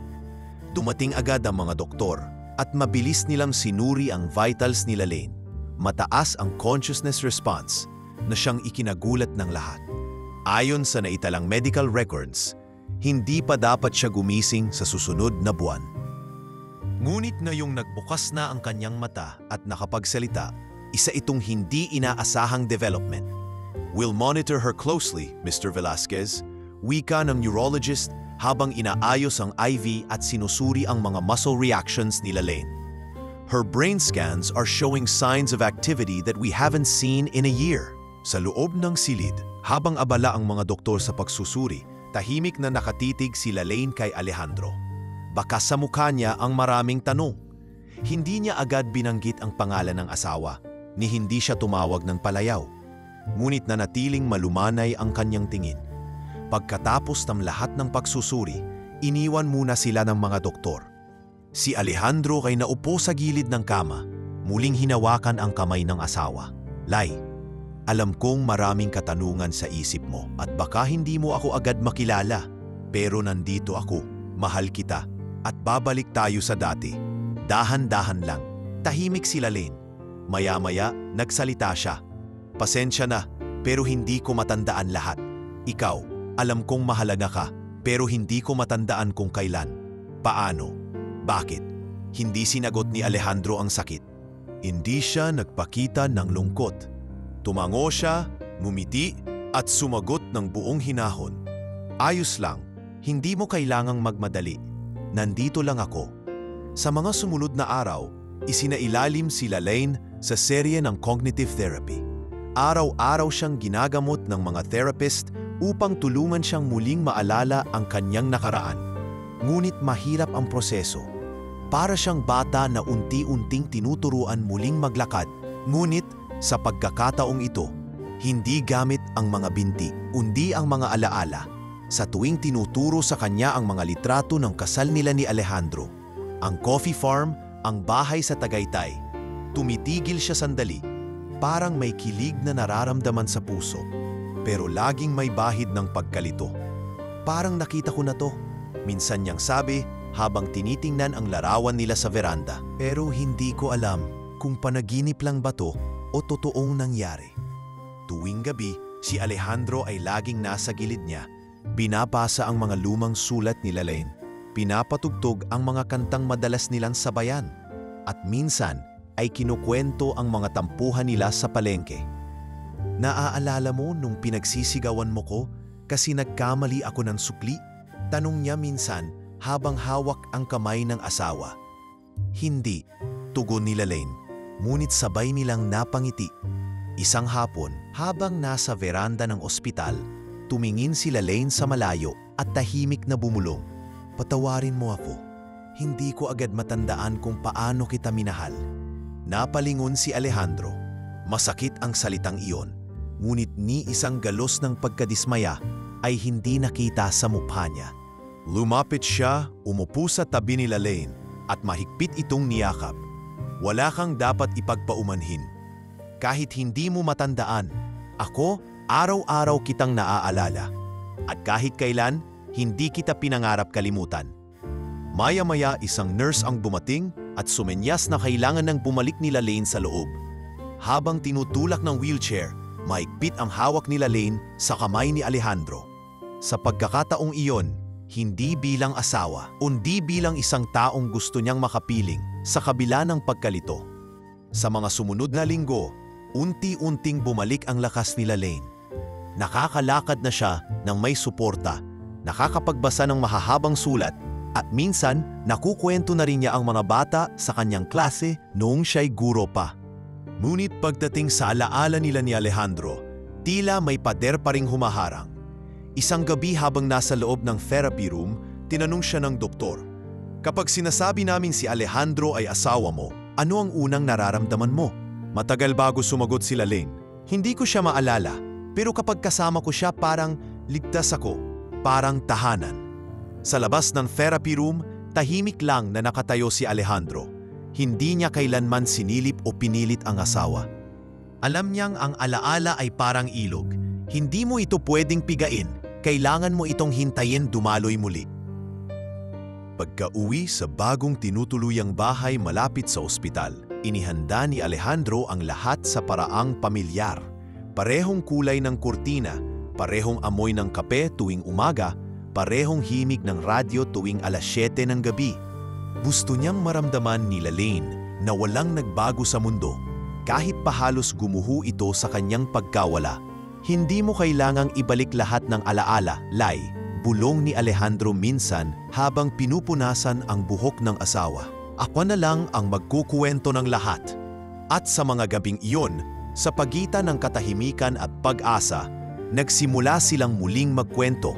Hindi na bilang mag-asawang kilala ang isa't isa, kundi bilang dalawang taong muling nagtatagpo, nagsisimulang kilalanin ang pag-ibig na matagal nang namuhay sa puso kahit kinalimutan ng isip. Makalipas ang 2 buwan mula nang magising si Lalaine, unti-unti nang naging mas regular ang kanyang araw-araw. Sa bagong tahanang tinutuluyan nila malapit sa ospital, isang bungalow na may maliit na hardin at malalawak na bintana, nagsimula siyang muling bumalik sa simpleng mga gawain. Natutong magtimpla ng kape, nagsusulat ng journal, nanonood ng mga lumang pelikula sa TV. Ngunit kahit na ang katawan ay unti-unti nang lumalakas, nananatiling kalat ang alaala. Si Alejandro ay hindi kailanman bumitiw sa tabi niya. Araw-araw siya ang nagluluto ng agahan. Siya rin ang kausap ni Lalaine kapag may mga bagay na hindi nito maunawaan, tulad ng mga lumang sulat, mga larawang tila pamilyar ngunit walang tiyak na koneksyon sa kanyang isipan, o mga kwento ng mga lugar na hindi niya maalala ngunit tila nagpapakaba ng damdamin. Isang umaga, habang umiinom ng mainit na tsaa sa beranda, tinanong ni Lalaine si Alejandro, "Bakit ganito? Parang kilala kita, pero hindi ko alam kung bakit."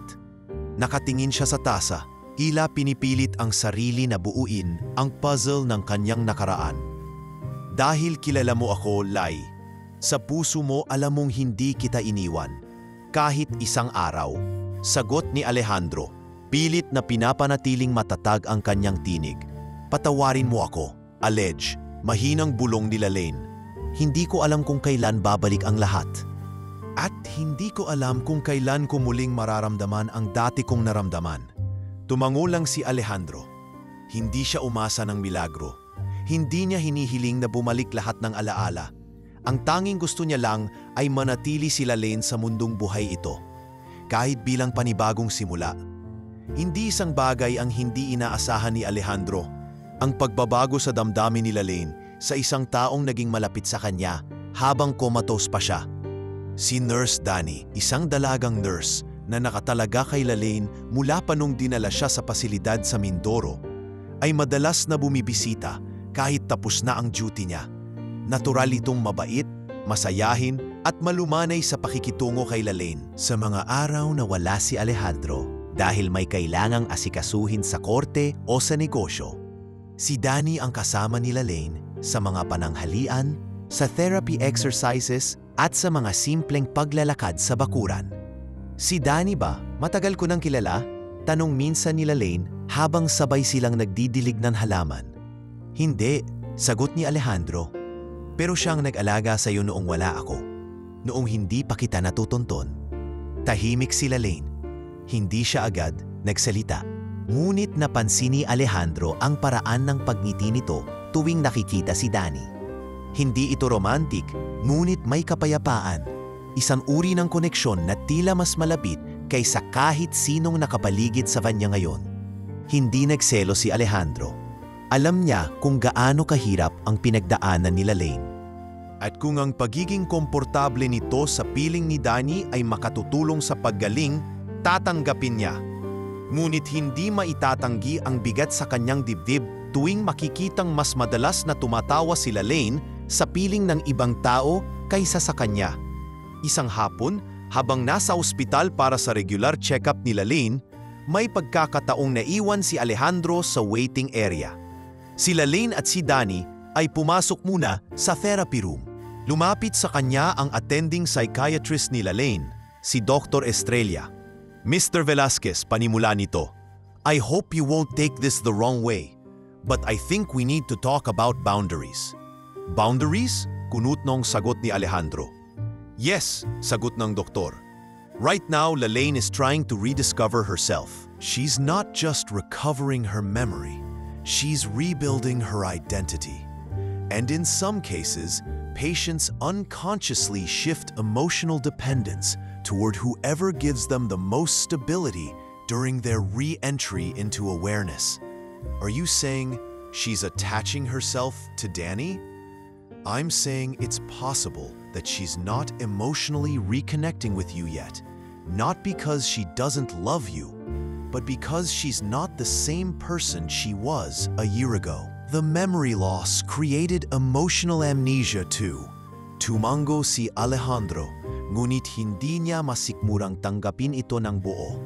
Lalong sumisikip ang dibdib niya, pero wala siyang sinabing masama. Umuwi siyang tahimik, dala ang bigat ng pagkakaalam na baka nga hindi na siya ang tahanan ni Lalaine sa paningin nito. Sa sumunod na linggo, mas naging madalang ang pakikipag-usap ni Lalaine sa kanya.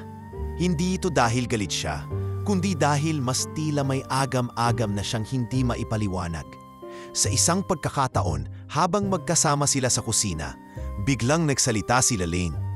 Alejandro, pwede ba akong magpahinga ng mag-isa? Ilang linggo lang. Gusto ko lang subukang hanapin kung sino ako. Kung sino talaga ako ngayon. Hindi lang kung sino ako noong nakaraan. Tumigil si Alejandro sa ginagawa. Hindi agad sumagot. Tumingin siya sa mga mata ni Lalaine. Mata ng babaeng pinakasalan niya. Minahal ng buong puso at iniligtas mula sa bingit ng kamatayan. At saan ka pupunta? May lumapit na paaralan sa akin, sagot ni Lalaine. Nag-alok sila ng part-time volunteer teaching sa Bohol. Doon daw kailangan ng tulong sa mga batang walang guro. Gusto kong subukan, hindi bilang asawa mo, kundi bilang ako, si Lalaine na guro, na hindi mo kailangan alagaan. Matagal bago muling nakasagot si Alejandro. Kung yan ang makakatulong sa'yo, hindi kita pipigilan. Salamat, Aleg. Mahinang tugon nito. At kung okay lang din, pwede bang wag muna natin sabihin sa media? Saglit lang, sagot ni Alejandro. Pero pag okay ka na, gusto ko silang malaman kung gaano kakatapang. At sa gabing iyon, habang binabalot ni Lalaine ang ilang damit at notebook sa lumang backpack, tahimik lang na nanonood si Alejandro sa pinto. Wala siyang ginawang drama. Walang panghihikayat na wag na itong umalis. Ngunit nang lumapit si Lalaine para magpaalam, mahigpit ang kanyang yakap. Para bang doon niya binuhos ang lahat ng salitang hindi na niya kayang sambitin. Maghihintay ako, bulong niya, kahit kailan.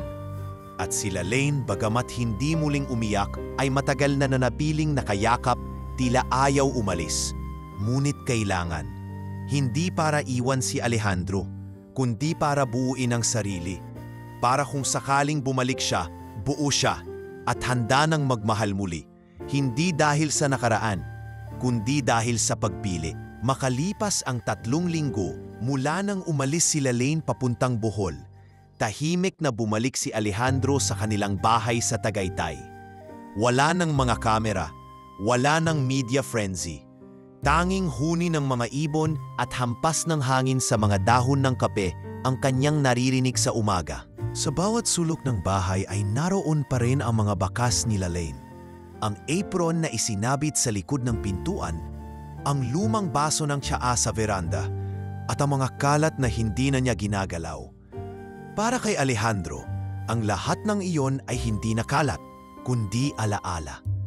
Sa kanyang study room, nakalatag sa mesa tong mga larawan nila ni Lane. Mula sa simpleng dates hanggang sa mga moments sa coffee farm. Isa-isa niya itong pinili, inilagay sa mga bagong frame. Itinayo sa tabi ng bintana. Ngunit kahit anong pag-aayos ang gawin niya, may puwang pa ring hindi napupunan. Sa tuwing tititig siya sa mga mata ni Lane sa litrato, tila may pakiusap itong hindi niya marinig. Parang may tanong na wala siyang sagot. Tuwing gabi, binabasa niya ang mga lumang journal ni Lane. Mga entry mula sa panahong sila pa lamang ay magkaibigan. May isa siyang natagpuan na hindi niya pa nababasa. May petsang 2 linggo bago ang aksidente. Minsan iniisip ko, kung mawala ako bigla, kayang ituloy ni Alejandro ang lahat ng ito? Hindi ko tinatanong dahil sa duda, tinatanong ko dahil mahal ko siya. At gusto kong kahit wala ako, buo pa rin siya. Nakapit si Alejandro sa papel. Parang sinampal ang dibdib niya ng tinig ng lumipas. Puno ng pagmamahal pero may hindi maipaliwanag na pangamba. Sa kabila ng sakit ng pagkakalayo nila ni Lane, hindi siya tumigil sa pagsubaybay. Araw-araw nakakatanggap siya ng balita mula sa isang school coordinator sa Bohol. Hindi para bantayan sila Lane, kundi upang masiguro lamang na ligtas ito. Sa bawat ulat, nababasa niya ang unti-unting pagbabalik ng lakas ng kanyang asawa. Sir, nagturo na po si Ma'am Lane ng 3 sunod-sunod na araw. Tinuruan niya ang mga bata ng basic journaling at storytelling. May mga estudyante po siyang umiiyak sa tuwa dahil sa kanya. Ngunit sa kabila ng kasiyahang dulot nito, may kirot pa rin. Sapagkat ang kwentong itinuturo ni Lane ay hindi na tungkol sa kanilang dalawa, kundi tungkol sa bagong yugto ng kanyang buhay. Isang yugtong hindi kasali si Alejandro kahit sa mga larawan sa bulletin board ng paaralan. Isang araw, pinuntahan siya ni Andrea, ang kanyang kapatid. May dala itong food container ng paborito nilang kalderetang manok. Kuya, ang lungkot dito sa bahay. Halos di ka na bumaba. Anong balita kay Ate Lane? Okay naman siya, sagot ni Alejandro habang tinitingnan ang bintana. Masaya siya roon at tila mas kalmado ang puso niya ngayon. Kailan mo siya susunduin? Hindi siya agad sumagot. Umiling lang siya at tinakpan ang food container. Hindi ko siya kailangang sunduin. Siya ang kailangang magdesisyong bumalik. Hindi ba masakit? Tanong ni Andrea. Masakit, sagot niya. Pero kung ang pagbabalik niya ay hindi galing sa puso, mas masakit yun. Ayoko ng pagmamahal na tinulak. Niyakap ko siya noon dahil pinili niya ako. Gusto kong kung babalik siya, pinili pa rin niya ako. Hindi dahil sa utang na loob o dahil sa nakaraan namin. Lumipas pa ang ilang linggo. Sa ika-5 linggo ng pananatili ni Lane sa Bohol, nakatanggap si Alejandro ng sulat mula mismo sa asawa. Isa iyong liham na isinulat sa pahina ng isang pahinang notebook na may bahid ng pagkabasa, marahil dahil sa ulan o luha. Ale, patawad kung ngayon ko lang nasusulat ito. Maraming beses kong sinubukang buuin ang tamang mga salita, pero palagi kong tinatanong ang sarili ko. Karapat-dapat pa ba akong sumulat sa'yo? Bawat araw dito, natututunan kong huminga ng mag-isa. Natututunan kong muling tumayo, hindi bilang asawa mo, kundi bilang babae. Pero sa bawat pagturo ko ng salita sa mga bata, sa bawat kwentong isinusulat nila, laging ikaw ang ending ng mga ito. Hindi pa buo ang alaala ko. Hindi pa ako tiyak sa lahat. Ngunit buo ang nararamdaman ko. Mahal kita at gusto kong unti-unting bumalik. Hindi para balikan ang dati, kundi para magsimulang muli. Kung papayag ka pa, napapikit si Alejandro. At sa unang pagkakataon matapos ang matagal na panahon, napangiti siya ng buong puso. Hindi ito ngiti ng tagumpay, kundi ng isang taong muling binigyan ng panibagong pag-asa. Ilang araw matapos matanggap ang sulat, nagdesisyon si Alejandro na bumalik sa bahay nila sa Tagaytay upang ayusin ito. Isa-isang ipinapinta ang mga sirang pader, pinalitan ang mga kurtina, itinanim muli ang mga punla ng kape na natuyo na noon. Sa bawat ginagawa niya, iniisip niya sila Lane, hindi ang nakaraan nilang mag-asawa, kundi ang bagong pagkataong dumarating. Isang gabi habang tinatapos ang pag-aayos ng veranda, dumating ang tawag mula sa Bohol, ang coordinator. Sir, may nagtanong po dito kung pwede raw siya tumira muli sa Tagaytay. Nagpa-booking po ng flight sa ngalan nila Lane Velasquez. Sa hindi inaasahang pagkakataon, napaiyak si Alejandro. Hindi niya ito inaasahan, hindi niya ito hinihingi, pero dumating. At sa gabing iyon, habang nakaupo siya sa ilalim ng ilaw ng veranda na muli nang pinaayos, pinikit niya ang kanyang mga mata at binulong sa sarili. Wala mang lahat ng alaala, pero ang puso bumabalik sa tamang tahanan. Dumating sila Lane sa Tagaytay isang hating gabi ng Sabado. Wala siyang dalang mabigat na bagahe, isang maliit na backpack, isang lumang notebook, at ang luma niyang sweater na dati iniwan sa kusina bago ang lahat ng gulo. Hindi siya nagpahatid sa airport, imbes ay sumakay ng van na hindi siya tinanong kung sino siya. Gusto niyang tahimik ang pagdating, hindi tulad ng umalis siya na puno ng tanong sa sarili. Pagbaba ng van, dumiretso siya sa dating gate ng bahay. Tahimik ang paligid, may mahihinang huni ng kuliglig at ang liwanag mula sa veranda ay bukas. Tila may nag-aabang. Pagbukas ng gate, unang bumulaga sa kanya ay ang tanim na kape sa gilid ng bakuran. Maliliit pa, pero buhay. Buhay at muling nagsisimula. Pumasok siya sa bahay. Hindi nakalak ang pinto. Lai? Tinig ni Alejandro mula sa kusina. Kalmadong-kalmado, parang hindi ito nagulat. 12:00 ka na yata. Nakangiti sila Lane. Na-delay yung flight, pero sinadyang hindi magparamdam. Ayokong may mga palakpakan o yakapan na parang pelikula. Gusto ko lang umupo at kumain kung may mainit na kanin. Meron, sagot ni Alejandro habang inaabot ang mangkok ng sinigang. Pampainit.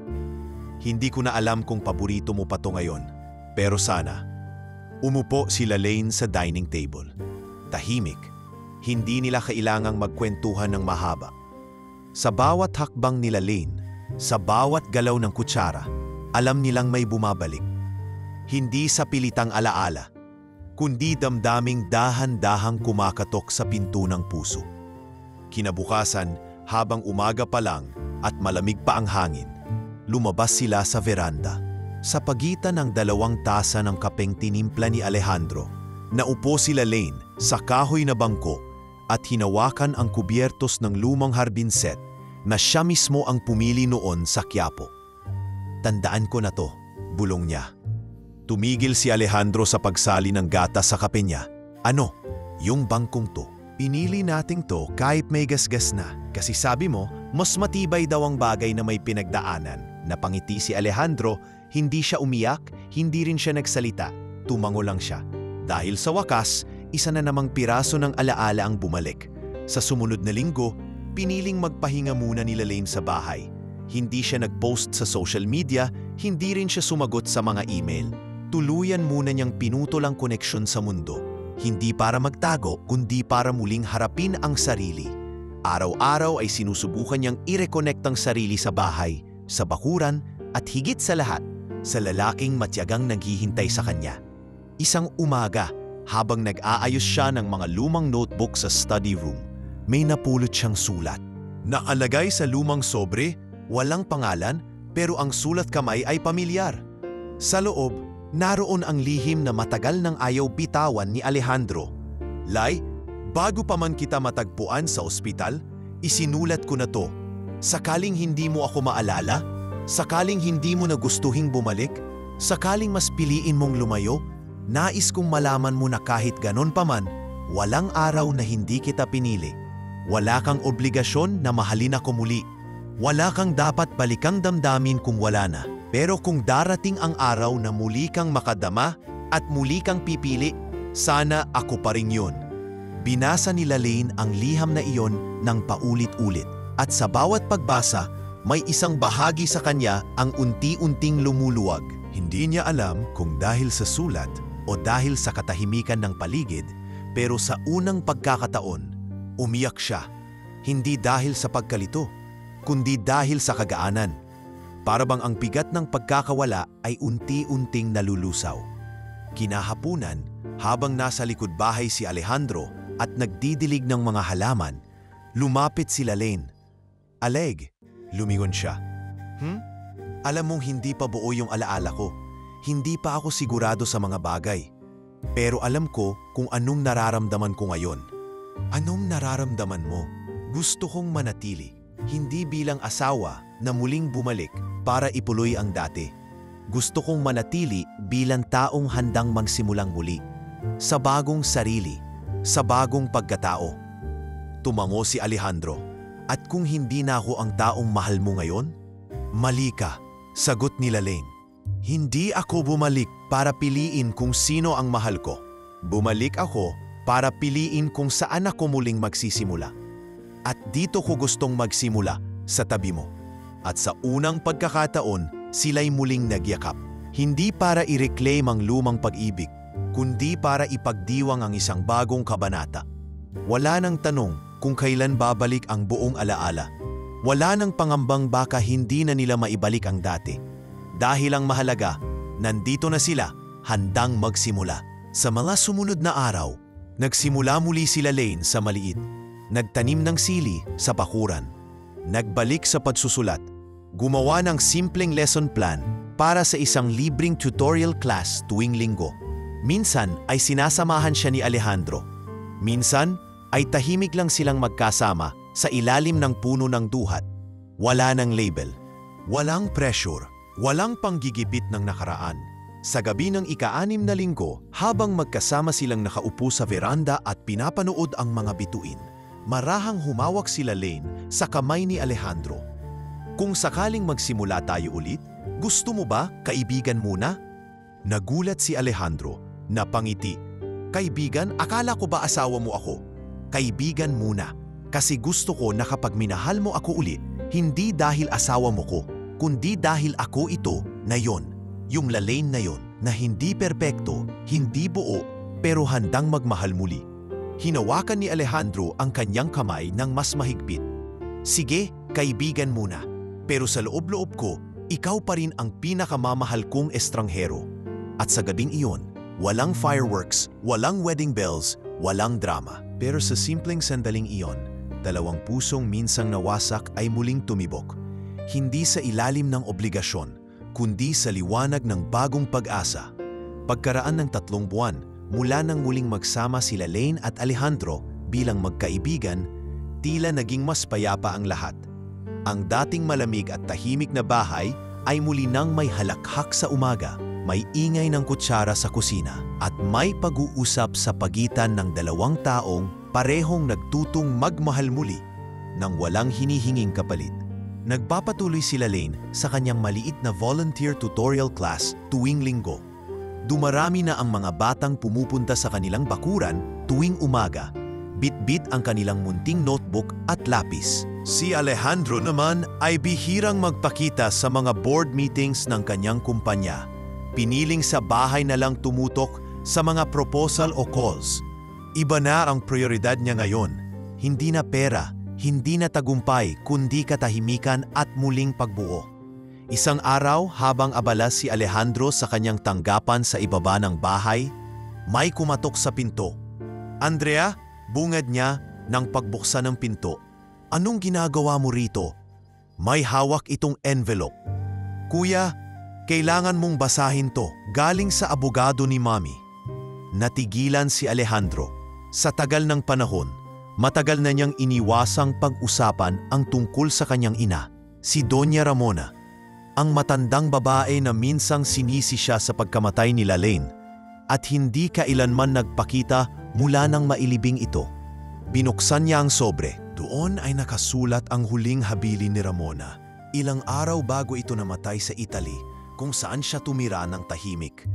Alejandro, kung nababasa mo ito, malamang ay hindi na ako buhay. Marami akong pagkukulang bilang ina at hindi ko inaasahang mapatawad mo ako. Ngunit may isang lihim na kailangang malaman mo. Tungkol kay Lalaine, tungkol sa isang bagay na itinago ko sa iyo nang hindi mo alam. Ang katawan na inilagay sa kabaong ay hindi si Lalaine. Siya'y itinakas.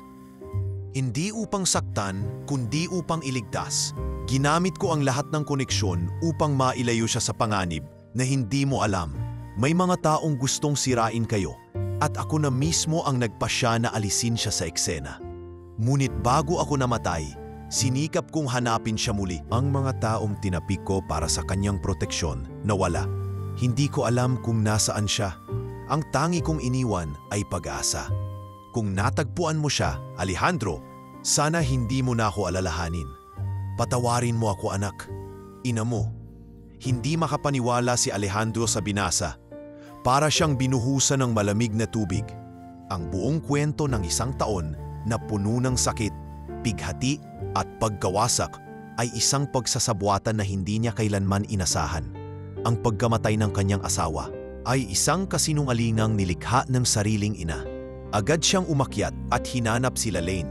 Nakita niya itong nasa likod bahay, nagtuturo ng mga letra sa isang batang babae. Hindi niya alam kung paano sisimulan ang pag-uusap, pero hindi niya rin kayang kimkimin ang bagong katotohanang bumalot sa kanya. Lai, mahinang tawag niya. Lumiman si Lalaine. Yes? I need to tell you something important about your so-called death. Tahimik si Lalaine, ngunit tumayo siya. Pinaupo niya muna ang mga bata sa ilalim ng puno ng kaimito at lumapit sa veranda kung saan naghihintay si Alejandro. Doon, inilahad ni Alejandro ang buong sulat. Habang binabasa ni Lalaine, unti-unting nanlumo ang kanyang mukha. Bakit na yun lang? Tanong niya, nanginginig ang tinig. Ni minsan, hindi ko rin inakalang may ganitong ginawa si Mommy. Lagi ko siyang sinisi sa sakit. Hindi ko alam na siya rin pala ang nagligtas sa'yo. Ito ba ang dahilan bakit hindi ko maalala ang ilang buwan bagong aksidente? Dahil sa gamot? Dahil sa trauma? Malamang. At marahil kaya rin hindi ka nakita agad dahil itinago ka sa ilalim ng isang planong hindi natin alam. Napaupo si Lalaine. Hindi siya nagsalita. Sa halip, pinikit niya ang mga mata. Parang pinipilit unawain ang mas malalim pang sugat na ngayon lang niya nararamdaman. Kinagabihan, nagdesisyon si Lalaine na magsulat sa kanyang journal. Doon niya ibinuhos ang lahat ng emosyong hindi niya kayang sabihin. Sa huling pahina, isinulat niya, paano mo patatawarin ang isang taong iniligtas ka, pero sinira muna ang buong pagkatao mo para gawin yon. Hindi ko alam. Pero ang alam ko, kung hindi dahil sa ginawa niya, baka hindi ko rin makita muli ang sarili ko. Marahil nga, ang sakit ay hindi laging kaaway. Minsan ito ang daan pabalik sa liwanag. Sa mga sumunod na araw, mas naging tahimik si Lalaine. Hindi dahil sa galit o paglayo, kundi dahil sa introspeksyon. Marami siyang tanong, pero wala na ang taong kayang sumagot. Isang araw, habang magkasamang nag-aalmusal, tinanong siya ni Alejandro, Lai, kung may pagkakataong ka bang makausap si Mommy ngayon, anong gusto mong sabihin sa kanya? Matagal bago siya sumagot. Ngunit sa huli, huminga siya ng malalim at tumingin sa malayo. Sasabihin kong, sana hindi niya ako kinuha sa sarili kong buhay. Pero sana rin, salamat. Dahil sa kanya, kahit huli na, nagkaroon tayo ng pangalawang pagkakataon. Hindi na muling binuksan ni Alejandro ang liham. Inilagay niya ito sa lumang kahadeyero sa ilalim ng study table. Hindi upang itago, kundi upang ipaigil ang paghabol sa mga sagot nawala na sa mundo. At sa gabi ng kanyang pagninilay, habang tahimik na nakatingala si Alejandro sa bituin, biglang nagsalita si Lalaine sa likod niya. Alam mo, hindi ko na kailangan ang buong alaala para malaman kung ikaw ang tahanan ko. Napalingon siya. Nasa likod nito ang liwanag mula sa lampshade at sa mukha ni Lalaine ay naroon ang parehong kislap ng babae na una niyang minahal. Taya mo ba akong pakasalan? Muli? Tanong niya. Walang ngiti, walang drama, tanging katotohanan lang. Ngumiti si Alejandro. Kahit ngayon, kahit bukas, kahit paulit-ulit. At sa gitna ng malamig na simoy ng gabi, hindi nila kailangan ng simbahan, ng mga bisita o ng kasulatan. Sapagkat ang muling pag-iisang dibdib ay hindi na para sa mundo. Ito'y panata ng dalawang pusong ilang beses nang nawasak, ngunit piniling maghilom, magpatawad at magmahal sa hiram na panahon na kanilang muling natagpuan. Makalipas ang 2 linggo matapos ang kanilang muling panunumpa sa isa't isa, isang tahimik ngunit makahulugang kasal sa gitna ng kanilang veranda. Habang nakapaligid ang mga batang estudyanteng nagtuturo kay Lalaine ng simpleng wedding song, unti-unti nang bumalik sa dating daloy ang kanilang buhay. Ngunit sa kabila ng kapayapaan, may mga bagay na pilit pa ring kumakapit. Mga aninong dahan-dahang lumilitaw sa tahimik na liwanag ng bagong araw. Isang gabi, habang tulog na ang lahat at tanging alingawnaw ng kuliglig ang maririnig, biglang bumangon si Lalaine mula sa kanyang pagkakahiga. Pawis na pawis siya. Nanginginig ang buong katawan at hinahabol ang hininga. Napabalikwas si Alejandro. Agad siyang niyakap. Lay, anong nangyari? Naalala ko. Mahina niyang sambit. Naalala ko na. May lalaki sa kwarto. May lalaki sa loob ng sasakyan. May mga sigaw. Naguluhan si Alejandro. Anong lalaki? Kailan to? Hindi ko alam. Hindi ko alam kung totoo. Pero parang bago ang aksidente. May banta, may takot. Ilang sandali silang tahimik. Hanggang sa muling marinig ni Alejandro ang panginginig ng boses ni Lalaine. Hindi aksidente ang nangyari sa akin, Aleg. At doon nagsimulang mabalisa si Alejandro. Sa panahong akala nila'y tapos na ang unos, heto't muli itong bumabalik. Hindi na sa anyo ng lungkot o pangungulila, kundi sa anyo ng tanong. Tanong na hindi lang sa puso tumatama, kundi pati sa pagkatao. Kinabukasan minabuti ni Alejandro na kausapin si Enzo, ang matagal ng driver ng pamilya at isa rin sa mga taong nakasama ni Ramona bago ito umalis papuntang Italy. Enzo, kailangan ko ng tulong. May posibilidad ba na hindi aksidente ang nangyari kay Lalaine? Nagkatinginan silang matagal. Si Enzo ay parang tumanda ng 5 taon sa isang iglap. Sa dulo, marahan itong tumango. Sir, noon pa man, may naririnig na akong bulungan. Mga taong galit sa inyo dahil sa mga desisyon sa negosyo. May nagsabing papatayin daw kayo. Pero nung si Ma'am Lalaine ang nadisgrasya, tahimik ang lahat. Tila may kapalit. Bumigat ang dibdib ni Alejandro. Pinilit niyang ibalik sa alaala ang lahat ng mga desisyong ginawa niya sa kumpanya, ang mga kaaway na kanyang nagawa, ang mga inalis sa pwesto.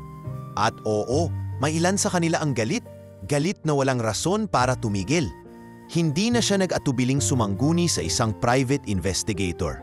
Hindi dahil nais niyang muling buksan ang sakit, kundi dahil nais niyang tapusin na ang lahat ng hindi malinaw. Kung may mga tao mang sangkot, kailangan na nilang mapanagot. Sa gitna ng mga ito, si Lalaine naman ay tila lumalalim ang mga alaala. Minsan habang nagtuturo, napapatigil siya tumititig sa isang sulok ng bakuran na para bang may nakikita siyang tao roon.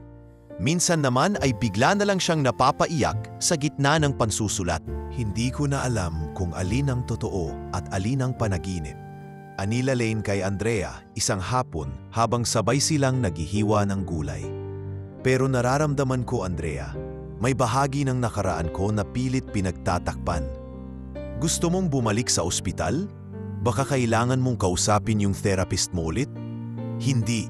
Hindi na ito para sa utak ko. Para na ito sa puso ko. Isang gabi, bumalik si Alejandro mula sa Maynila. Bitbit niya ang dokumento mula sa investigador. Hindi siya kaagad nagsalita. Pero nakita ni Lalaine ang titig ng asawang may kinikimkim. "Aledge, anong nalaman mo?" Umupo si Alejandro sa tabi niya at marahang hinawakan ang kamay nito. "Lai, hindi aksidente yung nangyari sa'yo. May taong inutusan para ipahamak ka. Ang target talaga, ako." Tumulo ang luha ni Lalaine. "So, totoo nga. Totoo ang takot na nararamdaman ko sa panaginip. Matagal na yun. Nahuli na rin ang mga taong sangkot. Yung pangunahing utak, patay na.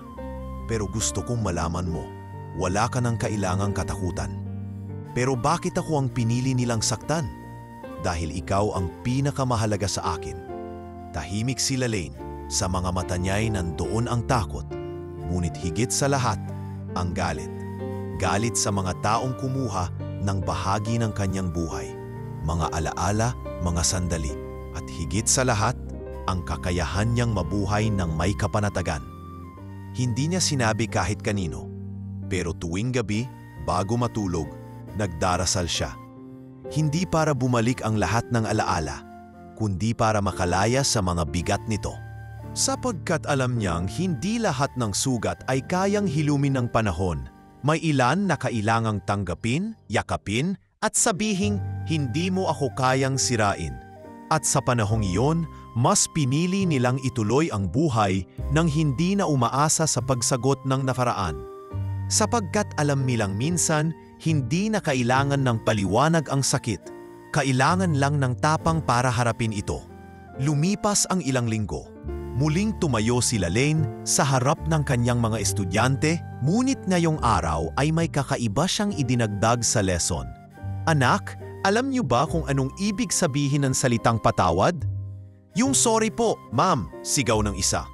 "Hindi lang yon," sagot niya. "Ang totoong patawad ay yung kaya mong ituloy ang buhay kahit hindi mo nauha ang hustisya. Kasi minsan, ang pinakamagandang hustisya ay yung hindi ka pinabagsak ng ginawa nila sa'yo." Sa gilid ng klase, tahimik na pinanood siya ni Alejandro. At sa simpleng sandaling iyon, alam niyang kahit gaano pa kadilim ang mga sugat ng kahapon, nahanap na nila ang liwanag na magdadala sa kanila sa wakas. Hindi bilang mag-asawang muntik mawasak, kundi bilang dalawang taong hindi kailanmang sumuko.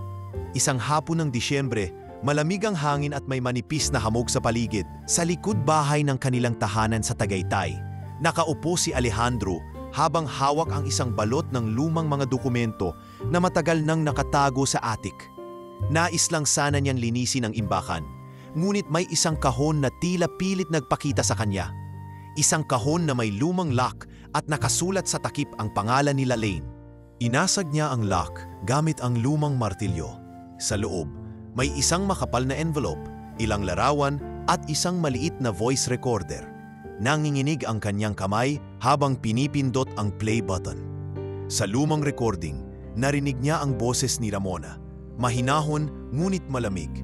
"Kung sakaling makuha mo ito, Alejandro, ibig sabihin ay nawala na ako sa mundong ito. At marahil, panahon na rin para malaman mo ang buong katotohanan. Hindi ako naging mabuting ina.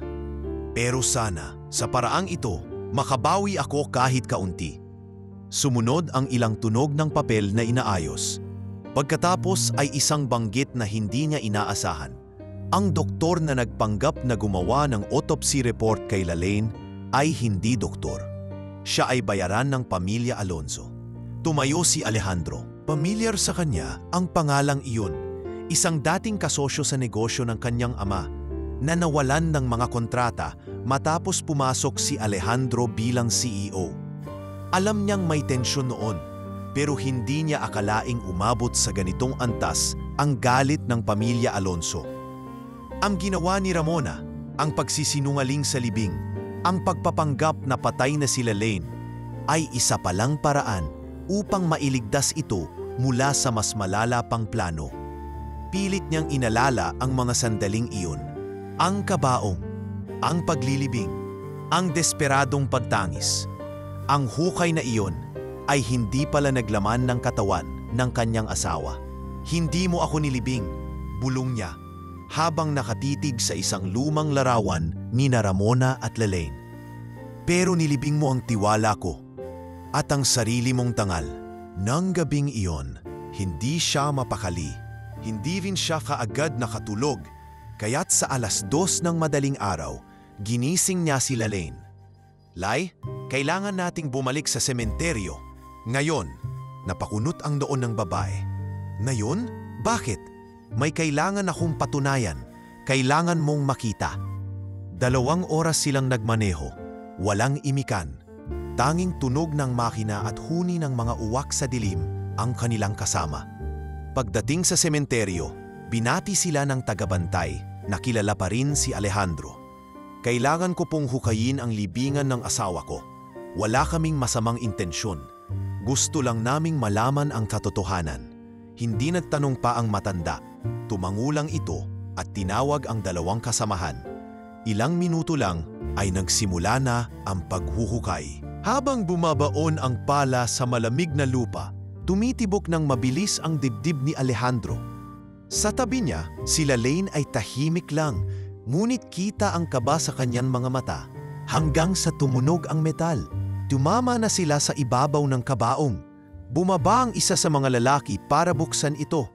Nang lumagitik ang latch at dahan-dahang bumukas ang takip, napaatras si Alejandro at doon, nakita nila ang laman ng kabaong. Isang manikang may suot na parehong damit na nakita ni Alejandro sa huling gabi bago ang aksidente. May kasamang piraso ng buhok, punit at may tuyong dugo. "Hindi," bulong ni Lalaine. "Hindi ito bangkay." "Huwag kang lumapit," awat ni Alejandro. Ngunit huli na. Sa ilalim ng manika, may nakabaong isang envelope. Nakaipit sa dibdib nito. Kinuha ito ng tagahukay at inabot kay Alejandro. Sa loob nito ay may maliit na piraso ng papel. Ang galit ay hindi dapat ilibing. Dahil kung kailan mo inaakalang tapos na ang lahat, doon ito muling babangon. Galing to sa mga Alonso, sambit ni Alejandro. Isang babala, isang pananakot. Napaupo si Lalaine sa gilid ng damuhan. "Bakit kailangan pa tong lahat? Akala ko tapos na po. Akala ko nalampasan na natin." Tumabi sa kanya si Alejandro. Hinawakan ang kanyang mga kamay. "Lai, minsan, hindi na inhawak kung kailan lalabas ang multo ng nakaraan. Pero hawak natin kung paano natin haharapin yon. Hindi ko na kayang bumalik sa ganitong takot, Alej. Hindi mo na kailangang bumalik dahil hindi ka na nag-iisa." Isinara nila muli ang kabaong, ngunit hindi na ito muling ibinaon. Ipinasya nilang ipasuri ang buong sementeryo, ipaimbestiga ang mga rekord at paimbestigahan kung may iba pang kasabwat na hindi pa lumalantad. Hindi na sila tahimik na tatanggap. Hindi na sila ang dating mag-asawang lunod sa kakot at pangungulila. Pag-uwi sa Tagaytay, tahimik si Lalaine. Ngunit hindi ito ang tahimik na may kinikimkim. Ito ang uri ng katahimikan na may kasamang paninindigan. Tumayo siya sa harap ng salamin at tinitigan ang sarili. "Hindi ako multo. Buhay ako at hindi na ako magpapagamit sa anino ng kahapon." Kinabukasan, habang sabay silang nag-aalmusal, inabot ni Lalaine kay Alejandro ang isang papel. "Ano to?" tanong niya. "Listahan ng mga taong kailangan nating kasuhan. Wala nang takas ang mga gumawa nito." Ngumiti si Alejandro. "Handa ka na talaga?" Higit pa sa dati. At sa liwanag ng umagang iyon, hindi na sila mag-asawang muling nagsimula. Sila na ngayon ay 2 haliging hindi kayang igupo ng panlilinlang. Ang libing ay hindi na lugar ng pagtatapos. Ito na ang naging hudyat ng paglalantad. Nasa likod ng isang kasinungalingang ibinaon sa lupa ay may katotohanang hindi kailanmang natutulog.